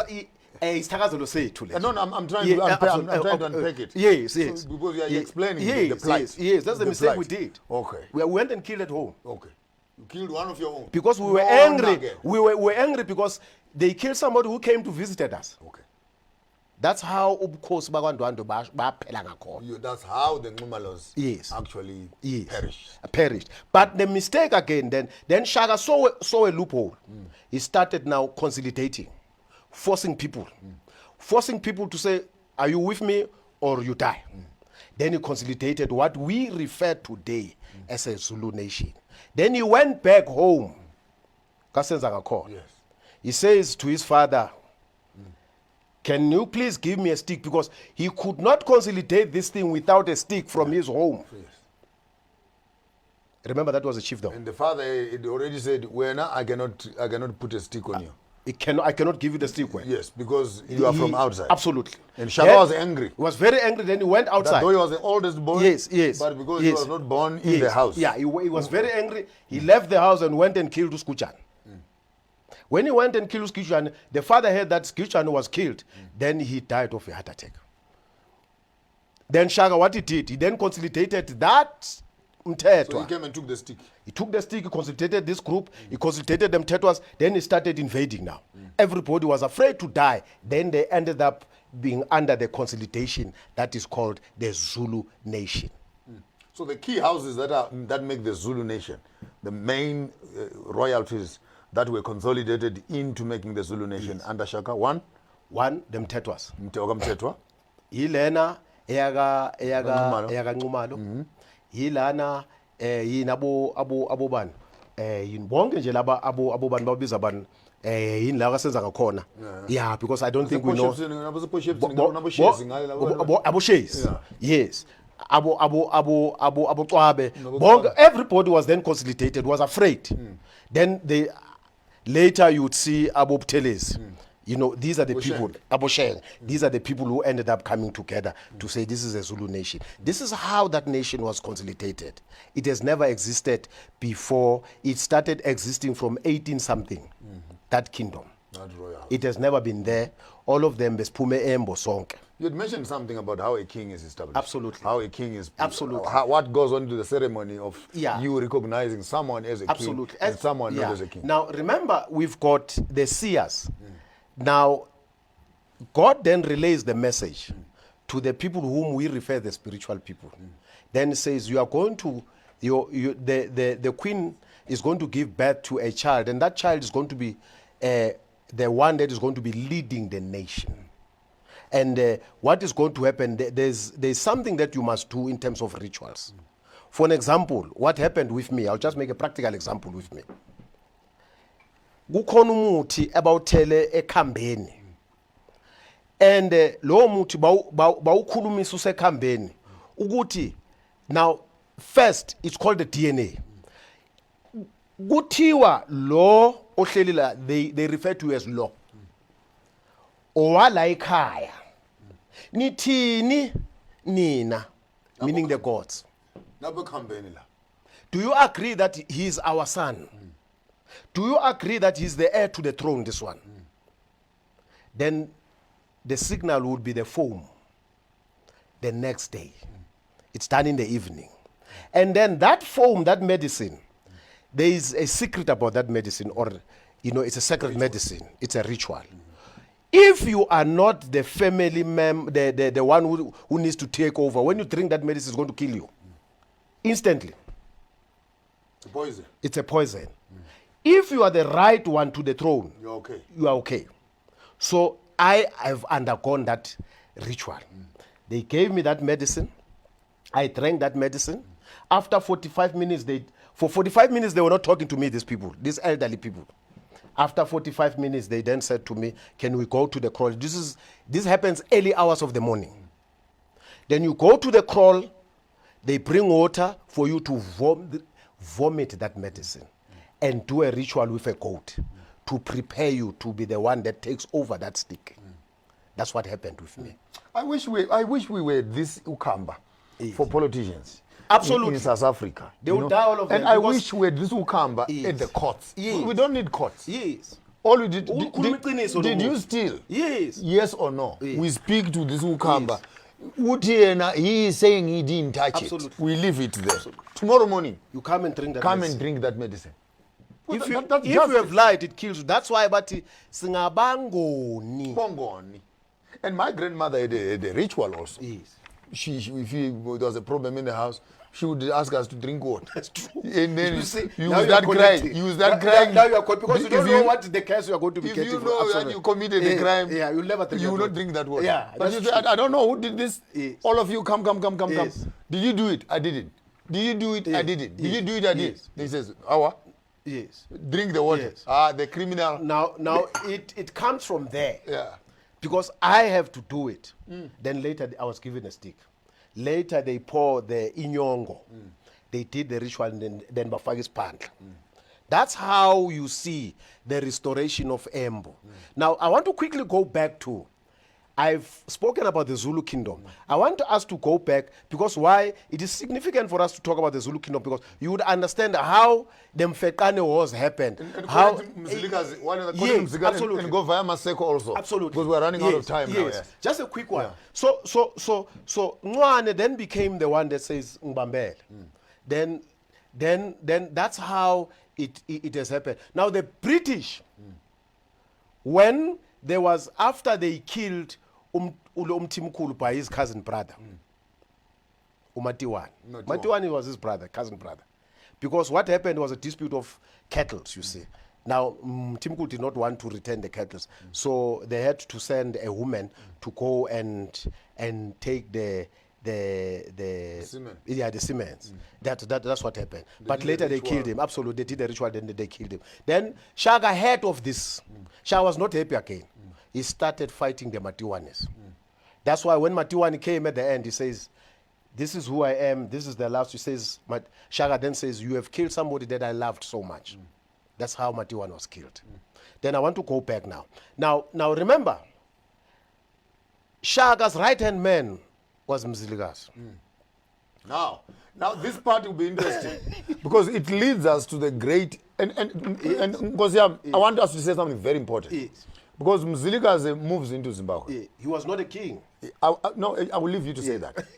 I want us to classify the establishment. You're almost now touching a history which is almost influencing 6 million people, 4 to 6 million people who are in Zimbabwe, and some of whom are coming up with all royal houses of some certain nature, and they want to break Zimbabwe into apart, and etc. So it's a really sensitive issue that we need to be very thorough. So introduce us to Mzilikazi and the Zimbabwean history of the Ndebeles. So Mzilikazi, remember, he comes from a royal house. Yes. You remember when we started, we spoke about Khumalo then. Yeah, absolutely. So he came from that royal house. Yawa Khumalo, Mzilikazi. But he was not the king. He was not a chief. Mzilikazi was a warrior. Mzilikazi was not a king. Yes, but he had a royal, he had royal blood, absolutely. Yes. Then he was the right-hand man of Shaka. Whenever they go to war, Shaka would say, "Bring the white kettles and the other colors, I don't care about them, you can take them." That's how what happened. But Mzilikazi then decided to say, "You know what? I am tired." Now, that's where I'm coming now. I'm tired of fighting the wars of Shaka. I also want to settle down. Then he decides and then he steals these maidens, these women, and lives with them. Shaka starts to fight with him. This guy is very powerful because he knows all the tactics. He's the one who did all the dirty work for Shaka. Shaka could not reach him. Then he moves to the region here also, in Gauteng. Before he goes to Ndebele, Thaba Sotho takes over, takes the women. He moves everybody. So he's got in quote unquote, he's got Zulu women. Yes. Then he picks up Sotho women. Yes. Right. Yeah. We're building a history. Yeah. You know the Tababatswana. I want the Ndebeles in Yes. Zimbabwe. Yeah, to understand where they come from. Who they are and the surnames that they have. Absolutely. So Tababatswana. Now Tababatswana is where Waterrand is. Waterrand. Absolutely. That's where they lived.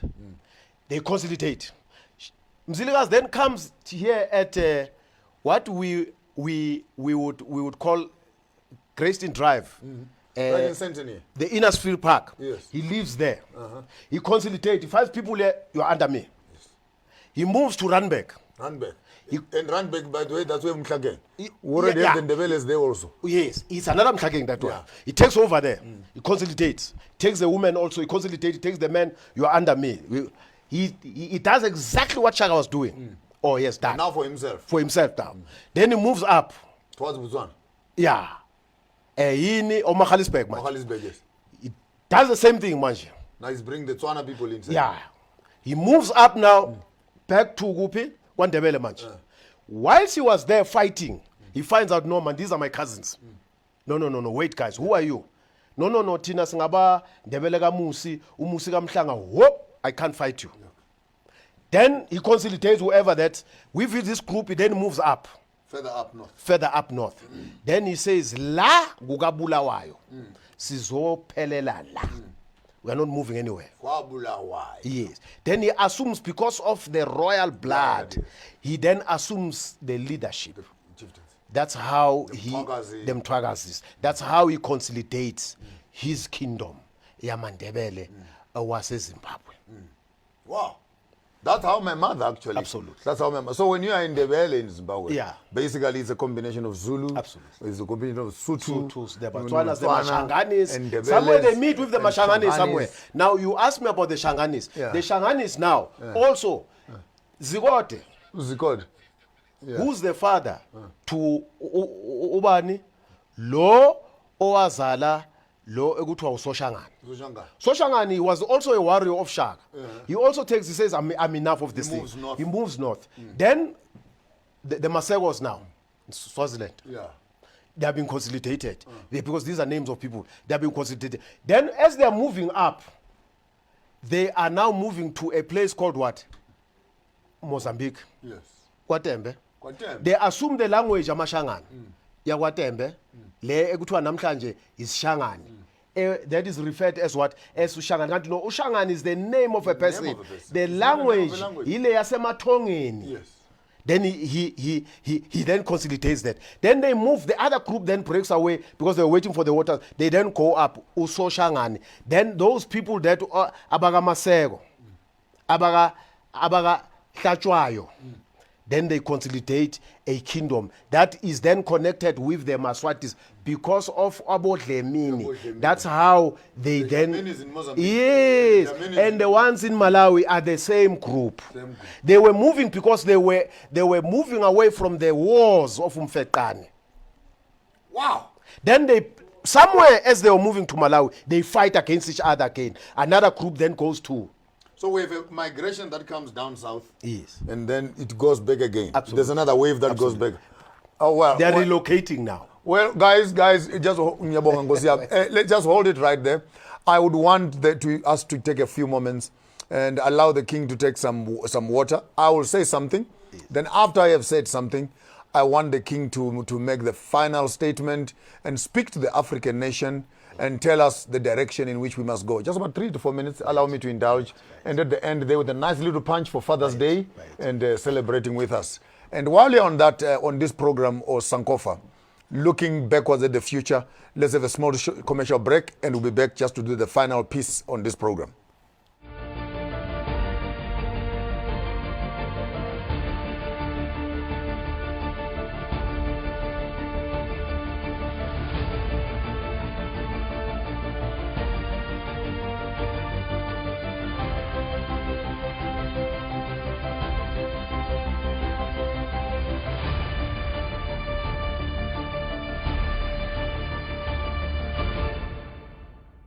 The coronavirus outbreak. Experience the extraordinary. Tremendous waste and tremendous fraud. Mexico is, in fact, you will soon find out. It is a day to celebrate. We don't approve at all what's going on. Well, I don't know if it's necessarily unusual. Challenge your ordinary. Not only the government, the municipality here has had no plan. Experience the extraordinary with StarSat. From rural to urban, we bring you local and international sport.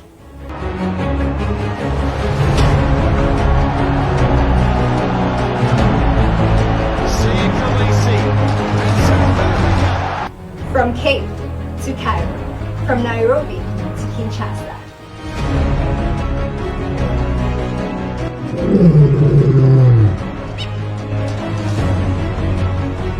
As we stand out amongst the rest. And we are here to inspire you.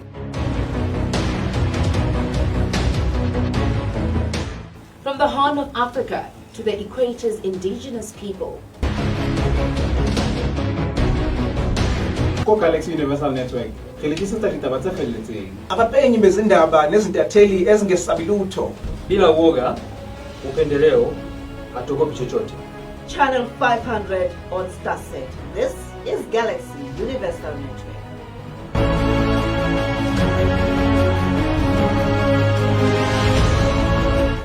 When you look at the African houses, the way we design our architecture, the round houses with a triangle and the roof that is pointing, looking like the pyramids, with various poles that are all joining at the roof to make the roof of a house. The triangle becomes the strongest structure that you find on the African continent and beyond. And as such, our pyramids and many other structures are actually designed according to this. Is it a mystery that even our houses are designed exactly in the similar fashion? What does that mean, therefore? It is this discussion of unity. Where do we connect with each other as nations?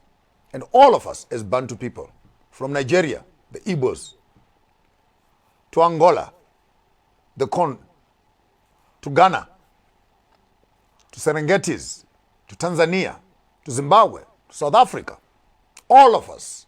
How about if we can start having the conversation of the greater Embo kingdom and unite ourselves as an African nation towards a common goal, common culture, common currency, common politics, common borders, and break away from the norms of colonialism? For how long shall we continuously suffer and complain and cry over the problems of colonialism when our greatest weakness is division, fighting each other? What will it take for Africa to finally look at the pyramids, to look at the traditional huts and see where we are all founded upon and where are we all connected? And until Africa finds that your brother and your sister, your grandfathers and your grandmothers all have a common understanding, we will find reasons for fighting instead of finding reasons for unity. So yes, me right here with you, I am a Shangan from my grandmother's side or my father's side. I am Ndebele, Zulu, Mabele Mat, from my mother's side, and I am Shumba, Sibanda, from my father's side, Venda on the other side, and on the top side, I'm Karanga. So I have the Mozambican, the Ndebele blood, the South African blood, and the Karanga blood that is me. Where then does xenophobia come in? When a Mozambican, a Venda, a Ndebele, a Zulu, and a Shona are all united in me. Ignorance is death. And if there is anything that has killed our nation, cheap tribal differences, instead of looking for Bantu, Ubuntu, Ubungoni. I want us to organize a celebration of wreaths and bridesmaid with cleanliness and rebuild the African nation. I will not be able to speak after my king has spoken. Over to you. A word for the African continent. I want to leave the people of this continent with the following words. We are spiritual people. We are people who do not dwell into sins. We need to go back to the foundation of this earth and of heaven in the following manner. One, we need to find ourselves spiritually. Whilst we are finding ourselves spiritually in that journey, we then develop a culture, a tradition, a custom. Out of that, we will be able to form a nation that does not dwell into sins. Today, we are a nation that is contaminated by people who do not have respect for God, people who do not know our origin. People do not know why did the Creator created us. We are beating our women today. We don't even know the significance of a woman. Today, we have lost the contact. It is never too late. I'm appealing to you, never from today, never to fight, to insult, to kill your brothers and sisters of the continent. Let us go back to the basics. The basics are finding ourselves spiritually and formulate our cultures and go back to the origin, Embo. We say unity. Unity is significant. For us to be able to move forward and to form our own stock exchange and to consolidate our economy, the basics of that, it is to find ourselves first. We do not subscribe to the Bismarck, to the Berlin Conference. Let us do away with that. Let us formulate one nation of the continent. And also to remind our brothers and sisters in the diaspora that we are with them, especially those who are in the Americas and in the Caribbean, that we are one, that we have never turned our back against you. We are still with you. Even during the time of the killing of our brothers in America, remember, those who are in America, that we are one people with you. The contract that you have entered with those killers in America, it has long expired. Please, let's consolidate and come back together as one. We are with you and we will play solidarity with you. Let us connect in our traditions and our cultures. We are one people. Do not think that when you are in America, when you are under that surname of Johnson, that is the surname of the slave owner. Reconnect. We are still with you. You are our brothers and sisters. We are one. Bayeti. Bayeti.